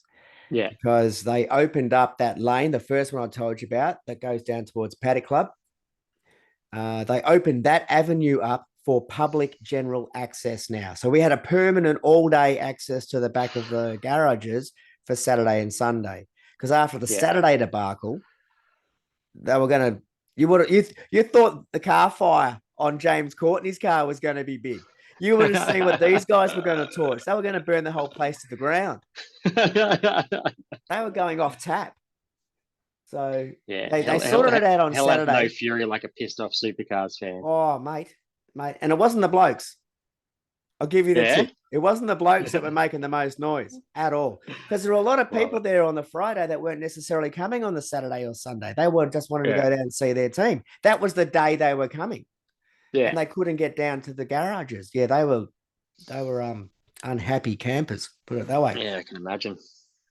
So they did sort it out for Saturday and Sunday, but the damage was already done for a lot of fans. It left a bitter taste, a very bitter taste in the mouth of a lot of fans. Now, was that Supercars that done that, or was that the? Nah, see, Supercars have got no say in this. Yeah. because they're the fourth support category. Like Yeah, yeah, they're legitimately they're getting the dregs of everything. They got the yeah, dregs of the time. They got the time certain, the time shortened. They couldn't have their transporters at the back because there's literally no room for them. They were just parked up over the hockey oval, sort of in the precinct. yeah, Um, yeah, they get nothing. They get exposure, yeah, but they putting on effectively 4 exhibition races. The first time ever we raced on a Thursday yeah. ever. We've never raced the Which is, points on a Thursday. We've always just qualied and practiced. there's been a lot of talk online and stuff about people saying, well, why are the supercars there? They're doing that. I completely get why they're there, because to put your brand out in front of a worldwide audience, like Supercars doesn't get to do that very often. So even though we are the fourth tier category there now, we're playing fourth fiddle to the Formula Series. It's still, even though they're short races and everything like that, in terms of Supercars and where they're coming from, saying they want to keep doing it, I completely understand, because it puts our sport into a world audience. There's people all around the world that are tuning in, and to be honest, if they keep putting on races like they did, albeit as short as they were, if they keep putting on races that they did, that's going to gain Supercars a ton of fans around the world just for having those cars there on track, albeit for the tiny little period they're out there. 100% agree, mate. You look at Yeah, the action we had in the half hour. We're only doing 30-minute races, right? So yeah, little sprint races. The amount of chaos, entertainment, barging, overtaking, moves, yeah, like the amount of action that we compressed into those tiny little races. Cars catching fire. Dude, we haven't seen cars catching fire like you see one of whatever couple of years. And it's usually yeah, after a massive accident. And it's because, well, we had one at the Goldie, had one at Goldie last year in that massive pile in when Macca's yeah. car caught fire. But that wasn't because he was driving it around. It was No, because he'd been put into another 2 cars and a couple hundred exactly. Ks an hour and just split it. So the entertainment value that those cars provided over the weekend and the racing that they provided, I 100% guarantee you there's thousands of people all around the world now that may have never even seen supercars before, that just went, "What the is this? Like, this is awesome. I'm gonna try and tune into these guys if I can." So Yeah, well, the problem, it's I understand all of that. And because AGP run it and supercars don't, at least they were able to get a solution done overnight for the fan access. yeah, Because there's all of that is perfect, and don't take anything away from overseas exposure and getting on the card. And people who are watching F1 on the broadcast will be able to see supercars. They might not be watching it even in Australia domestically. yeah, They're F1 fans, yeah, and but there's way more action, way more entertaining than the processional racing that you see um, in the F1s. yeah. Wasn't that processional this time around. So, so there was all of that. We've so the tech crew are doing their investigation on Nixon and JC's car to work out exactly how, why, and the solution before Perth. Yeah, So they'll have something sorted out for that. We're also doing center of gravity parity testing for the car balance at Tickford yesterday, or Monday and Tuesday this week. yeah, So that's 9 cars been held back, one from each constructor. So yeah, there are 9 constructors that made their own chassis out of the teams. One of those cars will be balanced out at Tickford, at Campbellfield in Victoria. yeah, And they did that for the last 2 days. Effectively, they want everybody about 250 millimeters off the racing line. They gave them all identical setups to put into their car, like a standard race trim yeah, setup. And they basically jack up the right-hand side of the car and start tipping it over, yeah, lifting it up, and then they just measure everything so everyone knows where to put their ballast on the floor. So everybody's kind of got exactly the same handling, and the center of gravity of the car, the pivot point that it wants to rotate around, and that is yeah, the same for everybody, instead of just what they had. Well, they just did some computer modeling up to this point and said this is the rule where you will have your center of gravity, but they never actually tested it in after race trim and racing and stuff. Now yeah. they can. So that's been done. Courtney and Jay and the other cars have been checked for their fires. Fan access, they got it fixed on Saturday, but you can't afford to make those errors, mate. You just can't afford to have that mistake. Nah, got to fix that up. It's massive oversight. And I don't know who Especially, was ultimately responsible for it. I'm pretty sure it's AGP. It certainly wasn't Supercars, yeah. but they couldn't do anything about it. So that's unless you got some more to wrap up about the Supercars portion of this weekend. I'm kind Nah, of that's pretty much it. The only other thing I think I was reading that this year was the last year that supercars are actually contracted onto the oh yeah, they got a 2 year F option. F1 ticket. So they're there's a possibility that we might not see them back there again next year, which I don't want. I'd love to see them back again, for purely for selfish reasons. One, because it's 2.5 k's down the road, so if it's about as close as I'm going to get to Yeah, well, go don't go go and to see them Wagga this race. So time. I told you that last episode. yeah, well, tell my bloody niece not to turn 21, and I then we'll told be you all to get right. So another niece. I'm pretty sure I'll be all right this year. I don't think she can turn 21 again next year, so we should be all right unless they are Oh, you never know. Her unless mum unless they might. change the weekend again. So Yeah. but Well, you just tell them that you're not going if it's on F1 weekend. But if they're yeah, going to that's come it. back again next year and do a similar format, 4 races over 4 days with Supercars Thursday, Yeah, just get rid of this CPS and yeah, there's not much more you can really do apart from turn it into a proper sprint race and just let them all just go for it for the entire duration of the whatever laps you're allowed to have. yeah. They'll make changes hopefully. So see how we go. Well, hopefully they come back, and if they do, they'll hopefully listen to what the fans want and Well, I provide think the if they're coming back, I think they're update getting bounced off the pit lane. completely. Yep. They're going to take where Oh, the F2 pits were, which is just out the back of the main pit lane. I yeah, think they're talking because they're going to move if F2 and F3 are coming back, because I don't know if they're bringing them both back again next year or not. I'm not sure if it's been yeah, announced. I don't really know. yeah. I'm not sure either. So if F2 and 3 are coming back like they did this time, I think they're renovating or they're redesigning the pit lane at Albert Park. They're already doing Yeah, it. So I think they're going to push the twos and threes onto the pit straight. Supercars will take the slot just out the back in the temporary pits. well, if they're banned from pit lane, then we're not banned from pit lane, bounced from pit lane. They'll have to do no pit stop races. Can't do a pit stop without a pit bay. Oh no, but like every other support category does, you just share one. You're like Yeah, in front of the F3s. They go right. These are your pit bays for the race. If you're doing a stop, yeah. you just share the. But it does make it more difficult for them though. So are they going to want to lug everything there and back for 4 races a weekend, or are they just going to go, well, Yeah, we'll just get rid of the pit stop? Yeah, it's that's all to be decided. But at yeah, least fans will have access to that area then, yeah. because you won't have. They can close the entire sections off Well, it the might pit be straight if they it'd be choose. way better for fans because they're out the back there where all the other cars sit, like the Porsches and stuff like that. You got way better access. You can get way closer to the cars, and you can actually, have a Correct. bit of a look around about there. So that in terms of getting the fans up close to the cars, which you can't really do at supercars events. So getting them right up close to the cars like that would be awesome. Well, you won't be able to go to the back of the garages really, though, because the way that they're laid out, you sort of drive into the garage and it's all that long line of marquee garages. Hmm.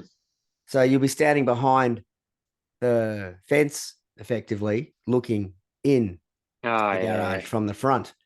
So you yeah. actually get less access No, to yeah. the cars, but Oh, that you'll be able sucks. to go get access to that area Yeah, unfettered, but you'll actually have less up close access to the traditionally standing at the back of the garage, watching sessions on the TVs, or that kind of stuff. yeah, Teams walking in and out past you and all that.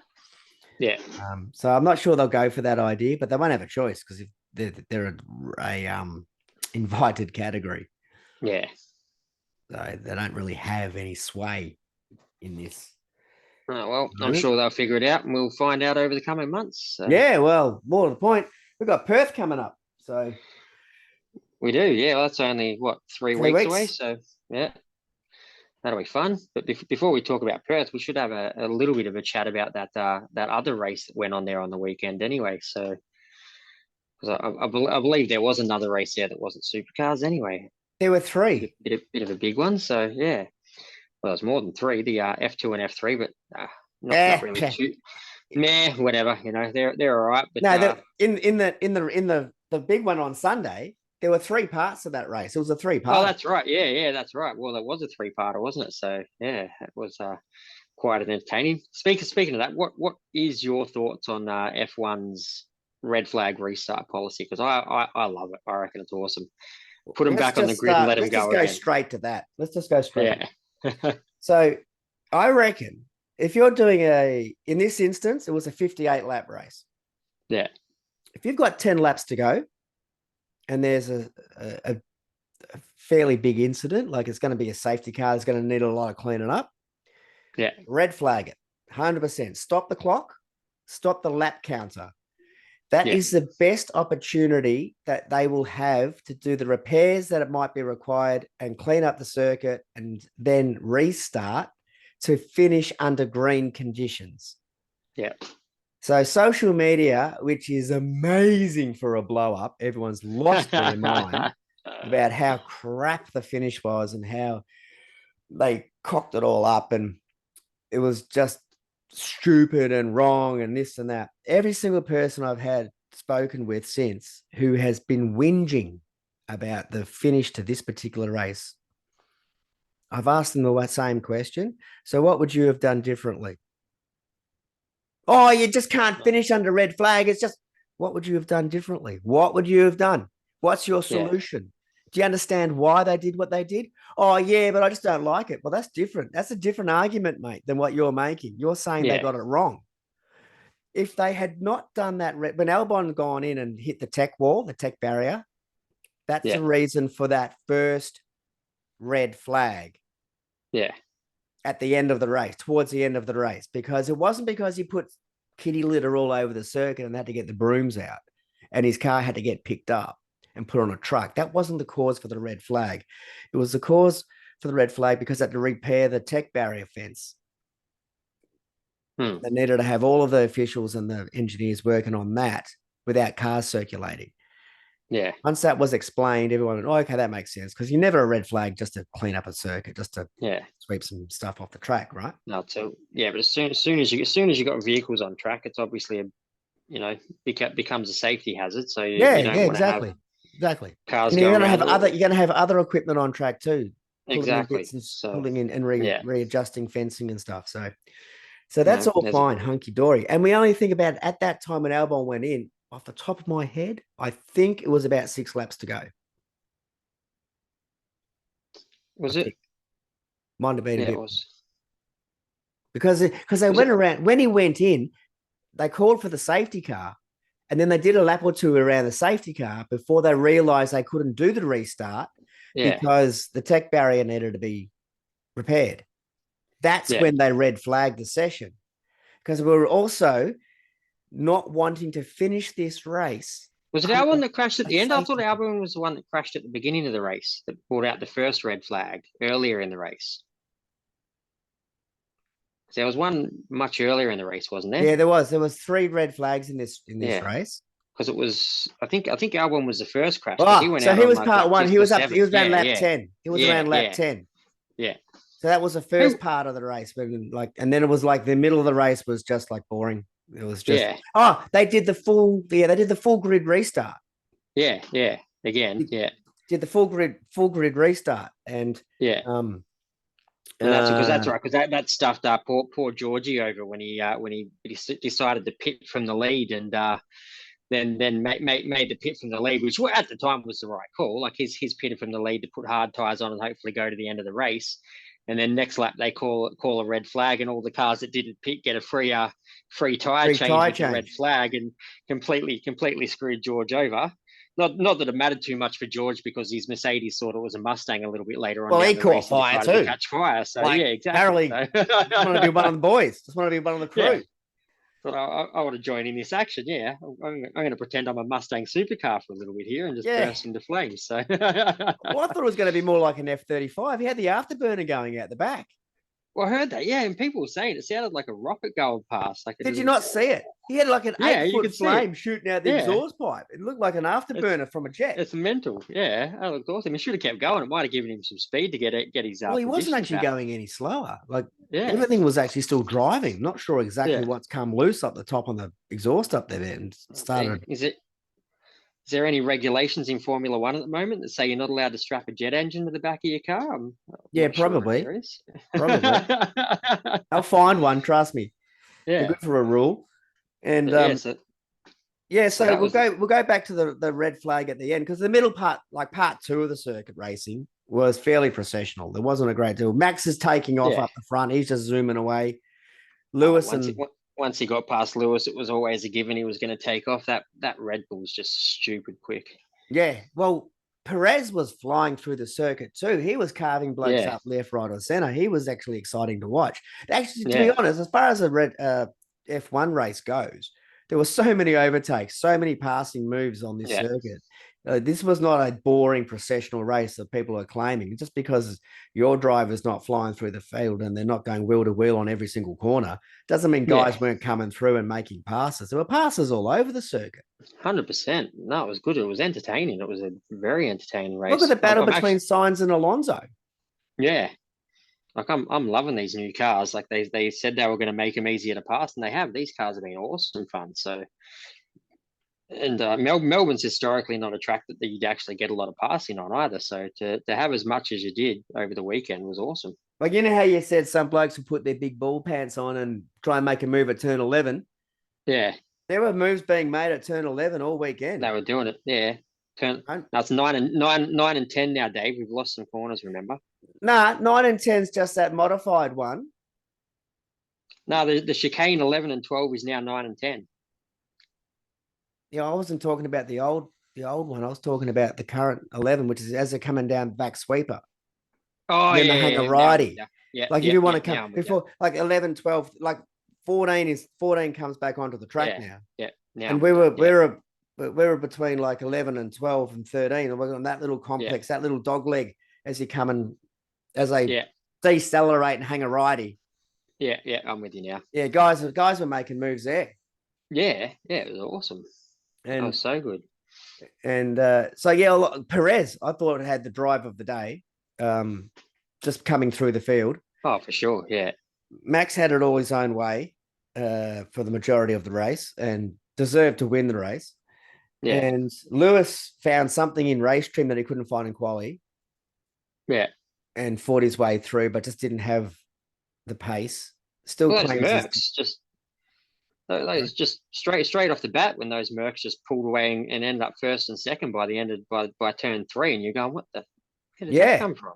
Well, Russell as well. Like Russell, he was like the start was actually really fascinating, and then what I was actually hoping Alonso would get up there because he really suits his circuit. He loves it, and it works well for him. And he's got the package to do it, and maybe not beat Red Bull, but he's got the package to be on the podium.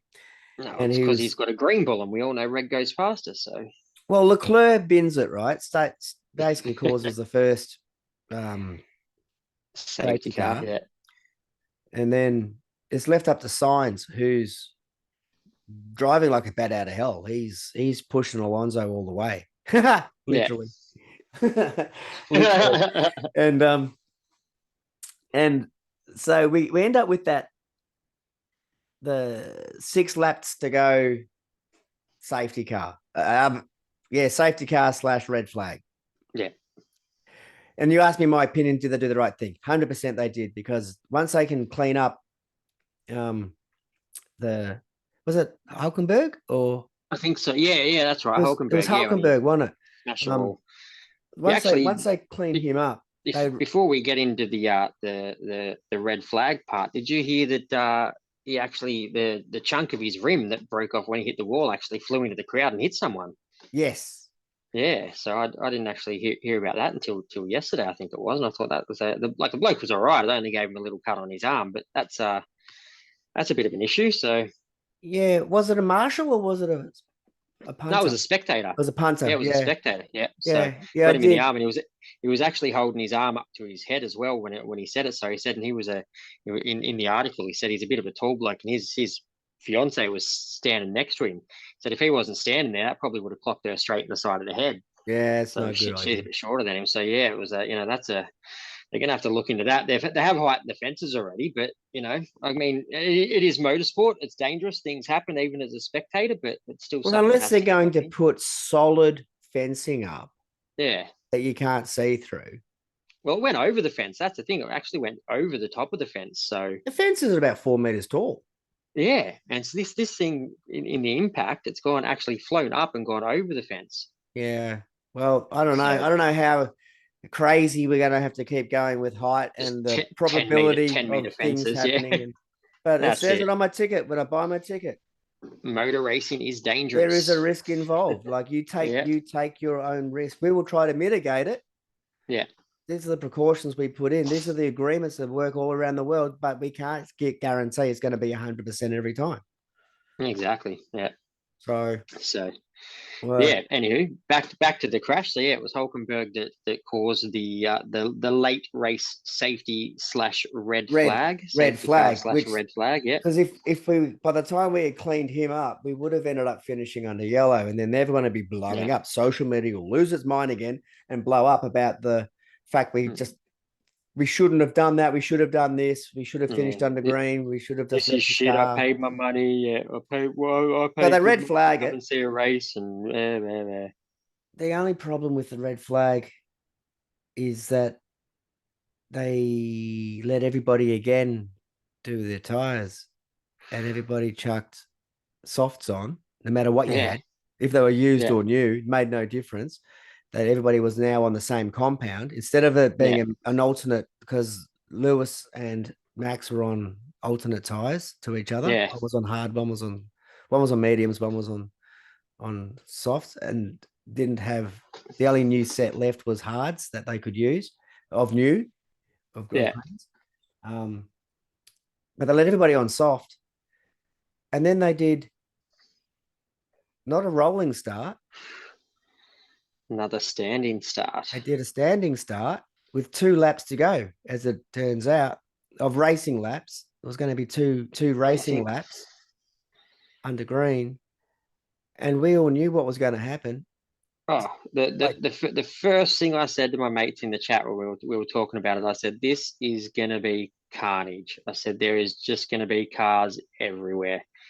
So you give 20 races, or 19, 18, however many cars were left in the race, 18 racing car drivers an opportunity to gain positions with 2 laps to go by putting them on a standing start. Like they're not gonna ease up. They're not gonna give it half beans. They're going full tilt, and they're going to do everything they can to pass as many cars as they can at all costs. So you got people trying to get into the points. You got the people going for podiums. You got the ones that are wanting to win. It's carnage. It's always going to be carnage. So, and it was. What was it? About 6, 7 cars. There was 3 up the very back. Nobody even spoke about the 2 that you saw scooting off across the very, very top after the main accident was happening in turn 2. yeah, When everyone's like running through and Gasly's shot through, and then old mate decides to come back onto the circuit and wipe out Orcon and to take out both Alpines. takes out the teammate. Then Sainz has gone into the back of Alonso, giving him a spin into the wall, but he managed to somehow not hit the wall and keep going. Yeah. He goes, no, the car's good, mate. I'm just waiting for all this other shit to stop. And I then think he did actually just nudge the wall, but it wasn't hard enough to do any damage no, to he it. said So the car's fine. I'm good. yeah. Took off. I'm Off he ready went. ready to go. Yeah. And Perez was all over the shop. Yeah, well, He he went went shooting. through the He went gravel shooting and through straight. yeah. So he's gone through the gravel. He went from what, fourth to fifth to I think he was 11th or something. So he was actually out of the points at that point. So and it was just it was carnage. I've never seen anything like it. Like we knew it was going to happen, but I still haven't seen anything. I'm just going, what the hell Yeah, did there they were do just here cars now? So everywhere. I mean, yeah, and of course, 100 and something thousand people, 100 whatever it was on the Sunday. Everybody trackside who've been waiting for an hour. Like we have just been delayed, waiting for this 1.5 hour race to finish. It's now like 2.25 hours into it. Everybody's just losing their mind trackside. It sounded like the footy. It sounded like the grand final at the footy. It was just roar after roar after roar after roar, which was fantastic atmosphere. Yeah. And so then they sort it all out. We go back to the pits again. And now we're trying to work out, are we going to get a race finished? Because now we're down to one lap. Are we actually on 57 or are we on 58? Because we didn't even complete a lap. We didn't even complete a sector. Because it all binned in at the turn one, turn two. Well, that was and Alonso. That shows the racecraft of Alonso and the mind that guy's got in him as well. Because the first thing he said when they red flagged that race again was they have to go back. Whatever happens, they have to go back to whatever the positions were on that grid because we didn't complete a sector. He said go back to Silverstone last year when the same thing happened at the race start. And that was literally before they even asked him if the car and everything was okay. The first thing he said on the radio, they have to go back. They have to count this back to the restart positions before. And all the cars that aren't able to make the grid. Yeah. So we needed to do that final start. We needed to, because we needed to have the cars finishing in the line to classify in an order. Because we had back-to-back red flags, which means you can't go from the last red flag, which was the very last lap. Can't go back a lap because the back a lap was the previous red flag. Was another red flag, which we didn't complete a lap, which means you've got to go back again. I don't think they've even got anything in precise anywhere remotely in the laws of FIA that says we're going to have back-to-back red. You just keep going back until you can find the ultimate last completed lap, which would make sense. But we are talking about you need to have it in a rule. You need to be able to apply a rule. The race director can apply discretion, but he has to refer it to a rule. So we spent 30 minutes waiting for these two rules that were overlapping each other to work out which one had the precedent to how we're going to finish this race. Yeah. And as we saw, we ended up finishing under... You can't even say it was green. It was a safety car restart. It was a course car restart. Yeah. But once the course car pulls off, because they're doing it on the last lap, it's green flag. Yeah. Only when you pass the control line. Yeah. And that's the start-finish line. Which is the finish of the race. Finish line. Yeah. So technically, you can race each other as fast as you like. You just can't overtake anybody until you get to the start-finish line, which will be the checkered flag. Yeah. Which is exactly what we had. Apart from Carlos Sainz, who got his 5-second penalty for turning Alonso and was on the radio losing his mind. He was carrying on. Oh, mate, I don't think I've ever heard a Formula One driver just have a tanty. Like he was begging. He was like someone who hadn't had food for a month, who was just starving for something. He was begging them not to. You can't do that. You got to go back. You got to make them wait. Tell them. I need to talk to them. We'll talk about it after the race. They can't after the race. They can't do this. Yeah.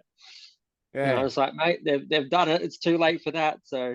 Yeah, they're not going to recall it now. They're not going to repeal it. You can appeal it, I suppose, after the race, and because it's a time penalty, so they can always adjust their positions. Like it's always something.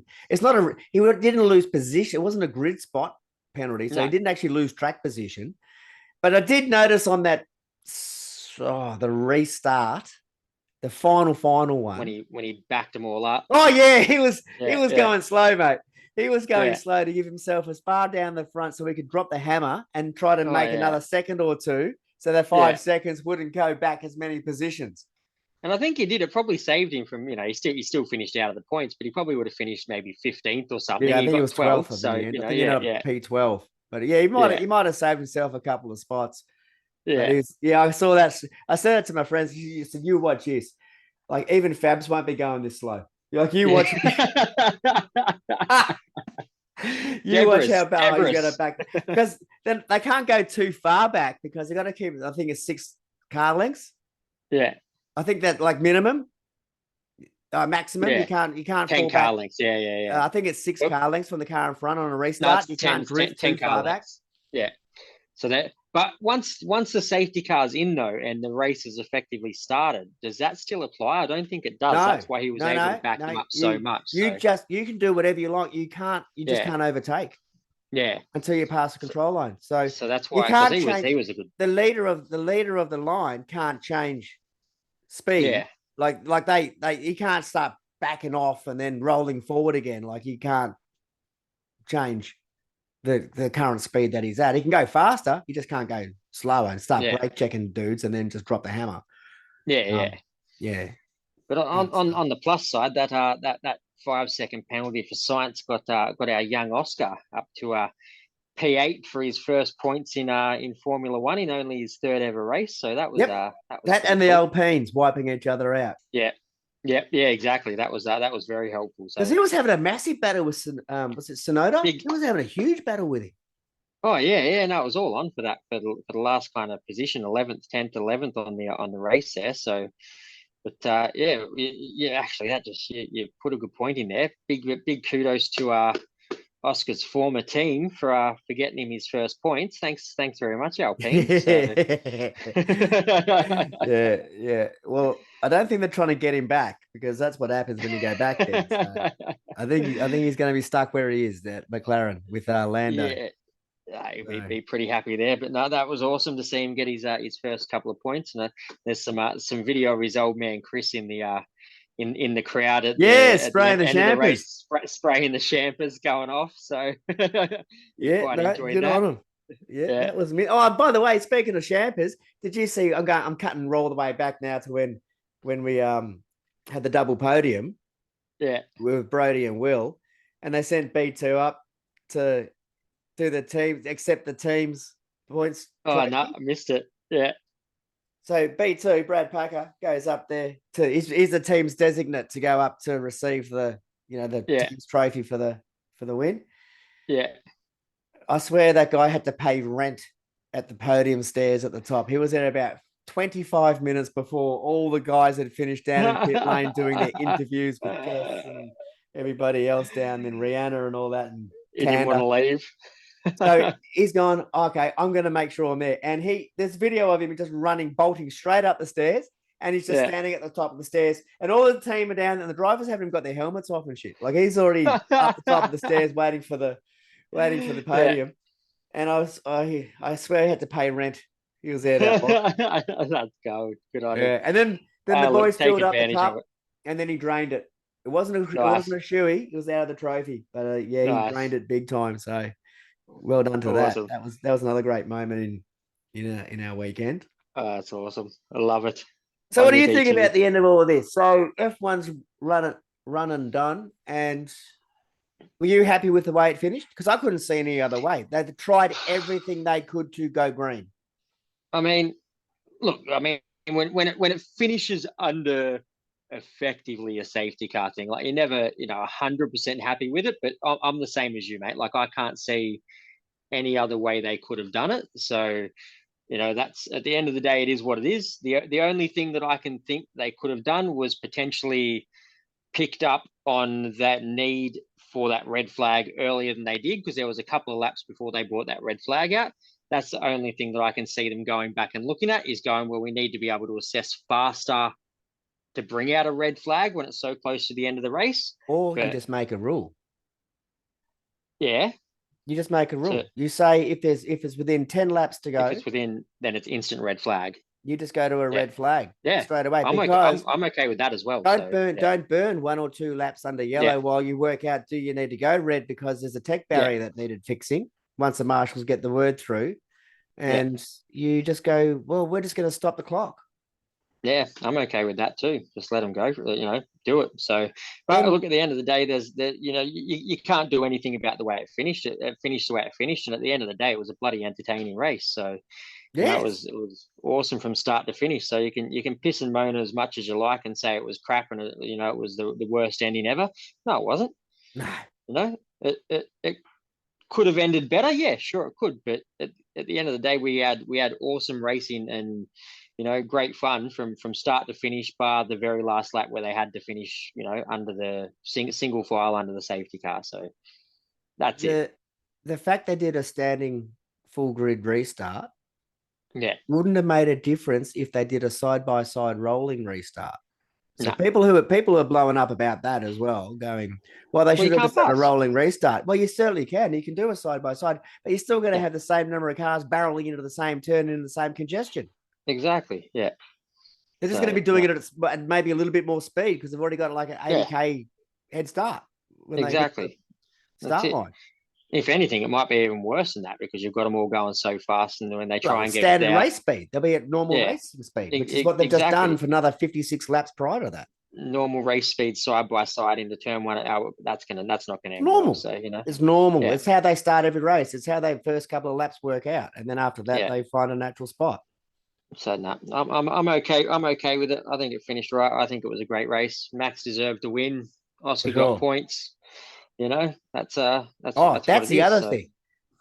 As it all turned out in the end, the natural order of who was going to normally have won that race, barring accident, yeah, wasn't changed. Max was no, 9 seconds up the road when that red flag was called.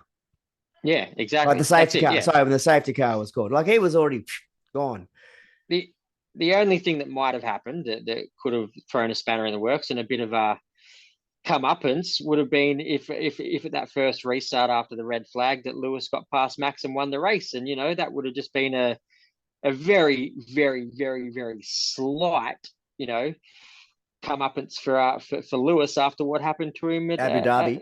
Abu Dhabi in 2021. So Well, that's just but then at the same token, if Lewis had managed to somehow force his way through with a better jump off the start yeah, and then block Max for 2 laps or yeah, even 1 lap, he deserved to win. Max still deserved to win that race because he was faster Oh, it was all it was it race. was well, he was miles in front. Like he just as soon as he got the lead, he took off, and that's just what it was. So it would have been He more of a even had an grievance. off and got back on again and swore and Yeah, said sorry, and still yeah, it was still 7 seconds clear. exactly. So at the end of the day, I think that the race, the people on the podium deserve to be on the podium, and Yes. the right result was the right result. The only thing that people might complain about, I'm sure if you're an Alpine fan, you're probably pretty pissed off because But at the end of the day, they took themselves out. They could have Just not two done that. Frenchmen going So on strike again. exactly, that's it. The French have loved destroying things recently. Actually, I've seen a bit of footage from over there. So I think they were just, They were you going out know, in sympathy. They were just torching their that's own it. cars. Yeah, exactly. So, but no, I thought it was an awesome race. It was an awesome race weekend in general. So all the the supercars, the Super Twos and Super F2s and F3s actually put on a pretty good show as well, and the F1s. So kudos to all of them, and kudos to Melbourne for putting on another absolutely ripper race weekend. Yes, yes, it was. It was an absolute cracker. And Yeah. I was exhausted, literally exhausted on Monday. And I can imagine. it was just, sure, well, turning up on Thursday. Well, first of all, we kicked off Wednesday night because you didn't have to go to work on Thursday. But yeah, 4 days back to back. It was so many cars, so much action, a lot of crazy. We've talked a lot about the stuff. It's more like in depth than we wanted to, but there's just so much stuff there to talk about. It was just action from P1 to the final race on Sunday night, and it was awesome. just nuts. And I hope Awesome, people just awesome sort of race. relax a little bit and look at it for what it actually was and what was trying to be achieved here by following the rules, but also trying to attempt the best possible chance to finish this race in race conditions, Yeah, whatever that means. Not under yellow safety car processional, because they could have just chucked the safety car to Hulk spin it and then just proceed to drive around for 6 laps and then go, sorry, we're going to 100%. go green for 1 lap, if there's enough time.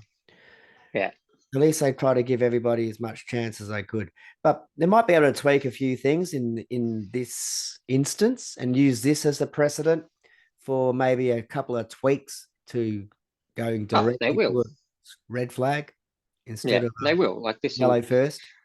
this will be, you know, it's the same with anything in motorsport. You know, when something happens, that was a first. We've had two red flags so close to the end of the race, so that's something they're going to go back and they're going to look at now, and they'll make improvements. They'll Oh, make come sure on, that mate. that We just doesn't had happen three again. red So, flags in one race. It's never happened. yeah. No, it We're has sort of happened. breaking new ground here. Was only just last year, I think, or the year before, Emilia Romano, I think, or was it Mugello, where they had three red flags in a race. So it's, Didn't think so. I thought this was the very first time. yeah, They might have had two. no, they had it might have been two actually. Yeah, it might have been two. You might be right there actually. This So is the yeah, first time we had three. yeah. So and especially so close to the end of the race. So that's all right. They'll Yeah, look it's the into it and they'll timing. they'll make That's what changes. people are So most upset about. It's just the fact that the lap where the lap counter was. If this happened well, in you can't lap 38 and lap 39, you no can't one would help be it. talking about it. That's car racing. You don't know when someone's going to plow into the wall. You know, if we did, I'd be rich. You know, I'd be putting bets on it. But yeah, no, nobody's going to predict that. So Well, unless you're in charge of the red flags, yeah. Oh, here's something dumb. Here's another dumb thing that happened. I think it was race 5 for Supercars. I think it was the yeah, Saturday race. Was that the one that they started with the Australian flag? They actually did the old flag wave. yeah, Yeah, yeah. because you know why? The officials from the previous race, the F2 race, had They pissed locked. off with the Yeah, buggered off with the keys for the start for the light buttons and the light box. oh, that's brilliant. So the Love it. race starter's gone up there to kick off the Supercars race. He's going, anyone got the key to open this thing up so I can turn the lights on? No. Where's the green flag? Well, where's the guy with the keys? I don't know. Well, does anybody know where the guy with the keys are? They couldn't find him. That's So the awesome. guy with the keys, he'd buggered off. He's They just couldn't find gone for a anybody gunny else break. with a second Yeah. set of keys. Like, what ridiculous is that? You have an entire Albert Park precinct of mechanics with tools. Yeah. They couldn't work No out one how could to bust it get into open. the lid. Surely they could just call out. Is there a locksmith somewhere on the front street that can just jump You the don't fence even and need pop a this for us? locksmith, mate. You just need a hammer and a screwdriver. Just a crowbar, mate. That'll Just do a it. Surely hammer and a someone in the F1. screwdriver will like flip that lid open, right? Yeah. So they couldn't do that. Oh, So now all of a sudden we're making this big deal that we're all going to be racing under the Australian flag. We're going to drop the Australian flag to start the race, which we did. And that was when Will and Shane were on the front row.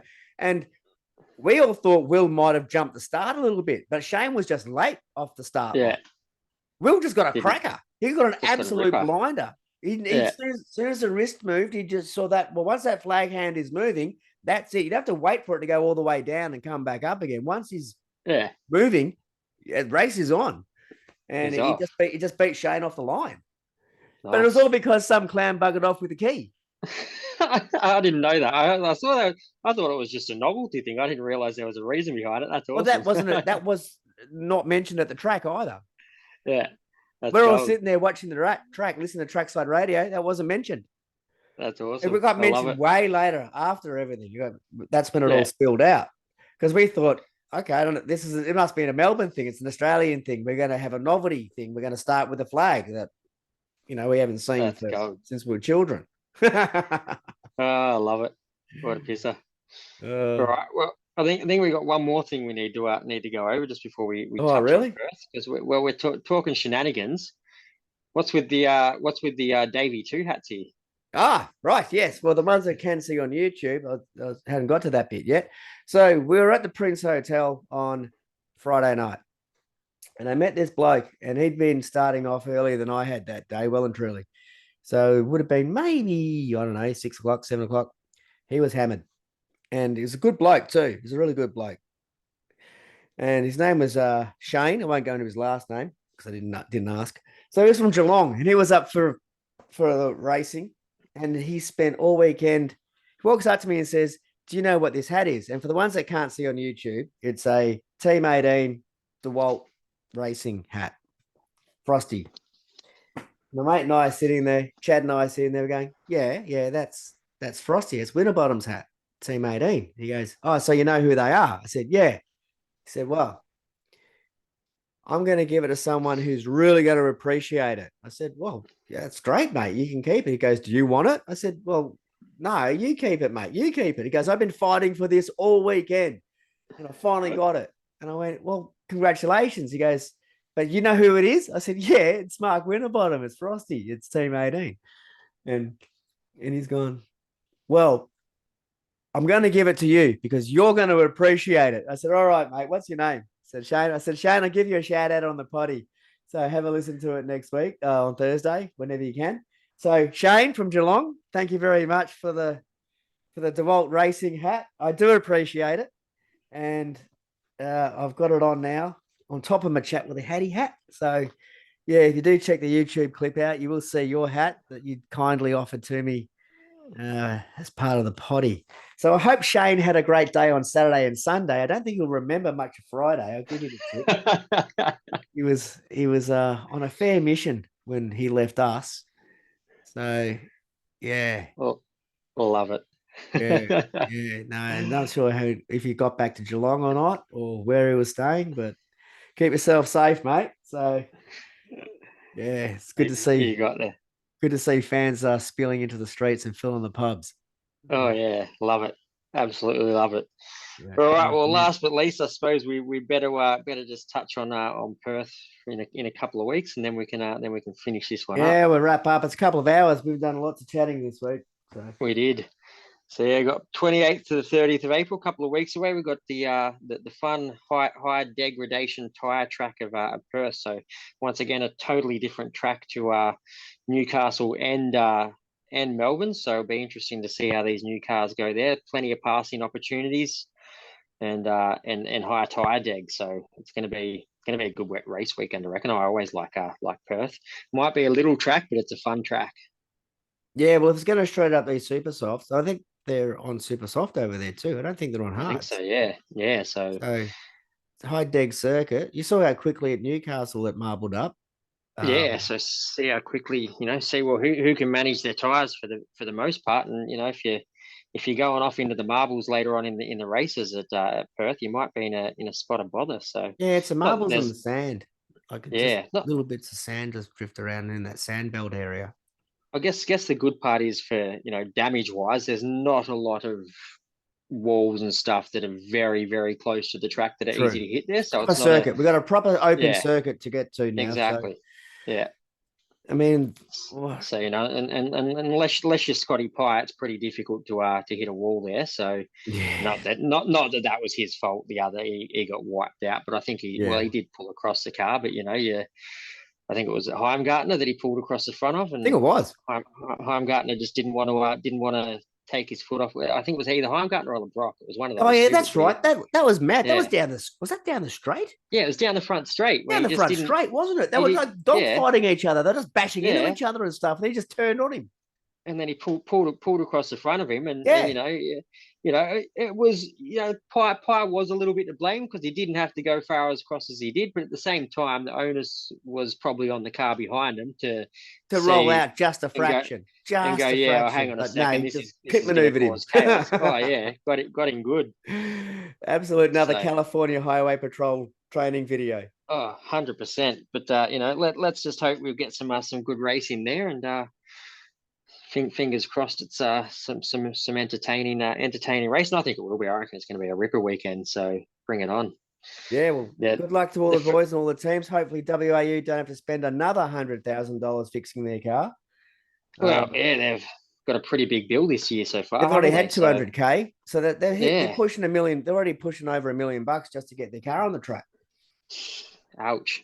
All right. Now, see how we go. As you said, first proper racetrack for the year, first actual circuit, proper, thoroughbred racing circuit. So see how we go. Bring it on. And it's going to be hot too. So, there we go. Should probably be pretty warm over there in Perth. That's right. Everyone knows where to put the ice box now. So that's it. For the helmet fan. Everyone knows where to bolt it in. So that's all fine. Good luck to Erebus again. Keep that form going through.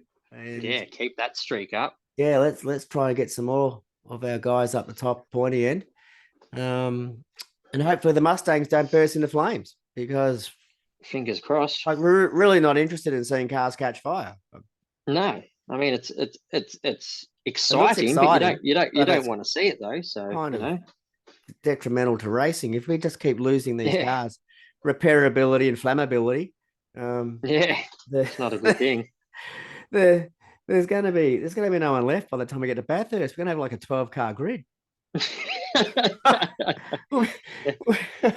Someone give Peter Adderton a race car and a wild card. Yeah, there might be a few TRCs up for sale by the time we get there. This might be a few blokes turning their backs and walking away, just going, I don't know what I've done this year. I'm not up for it anymore. Love it. So, yeah, you never know. And so good luck to Perth. Thank you, F1 and the circus that was. And yeah, AGP, another spectacular weekend. So yeah, I thought so, and I thought the entertainment value was high. That's it. In all the categories, even the F2 and 3 were fine. I can't say much about the Porsches apart from one dude ended up on his roof. So yeah, that was fun. That was in practice, wasn't it, or quali? So we didn't have it all our own way as far as a bit of chaos went along. So yeah, nice, slow, tidy little rollover there for Jane, for the Jane car. Yeah, that's it. So that was good fun. Another one. All right, well, suppose we better wrap it up after 2 hours of talking bullshit. Yes, so we've talked enough rubbish. And I've got another 5 hours of editing all your ums and ahs out. So thanks, mate. Yeah, it's all good. So follow us all on the socials, guys. That's Facebook, Twitter, and Instagram. The YouTube channel, Chat with the Hat, all one word, no spacing. And you can find the video unedited. So you can actually watch us talk, which is, I don't know why you would. But if you wanted to, you can. But yeah, just go and give us a subscribe on YouTube. Yeah, just give it. Oh, by the way, on Spotify, catch all these episodes on Spotify and Apple Podcast and Google Pod. Give us a subscribe, give us a like, give us a 5-star review. All those things help the algorithm. And so it makes it easier for other people to find us, and we can move up those little charts. And we have no interviews this week because it was just way too much to cover with what we 100%. Wanted to talk about, because it's just a couple of mates having a chat like we would with you guys, just sitting around in the lounge room or at the bar, just having a chat, just going, my God, how good was that? Speaking of that, if any of you guys also as well have something you want us to talk about or anything like that, drop some comments onto the socials, Facebook or Instagram, particularly, which are the ones we'll probably be looking at the most. And just tell us some things you'd like us to talk about, or something we've talked about that you've got an opinion on that you might want to be chatted about. And you never know, if we like your comment, we might even drop it on the potty as well. So, yeah, and if you disagree with us and think that they were talking rubbish, well, let us know. Tell us. Love it. Love that feedback. Yeah. Yeah. No, 100%.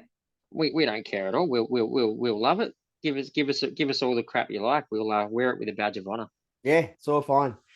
So once again, this will be coming out Thursday. This is the Melbourne round wrap up for the F1s and the. I'm not even going to worry about it. I'm not even getting anywhere near it. But at the end of all of this, good night. We are not talking about it. But Easter 6 hour is on. 60 cars lining up for the production race. It's going to be crazy. 60 plus cars. 60 plus cars now, is it? My Lord. Yeah. All right. So the 6 hour, Bathurst 6 hour is coming up this weekend at Easter. We will talk about it afterwards, because we are not previewing a single thing about it. Just mentioning it. Oh, God, no. That's it. We're cooked. We might do another potty next week and see how we go. Maybe. Well, it's Bathurst. It's a 6 hour. There's 60 plus cars. Of course, there's going to be some.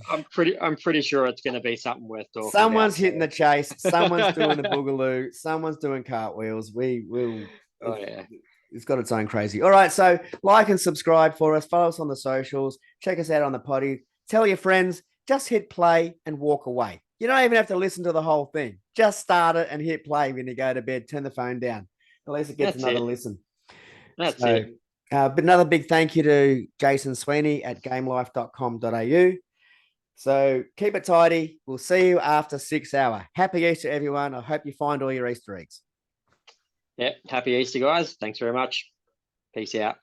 See you, Ro. See you, Dave.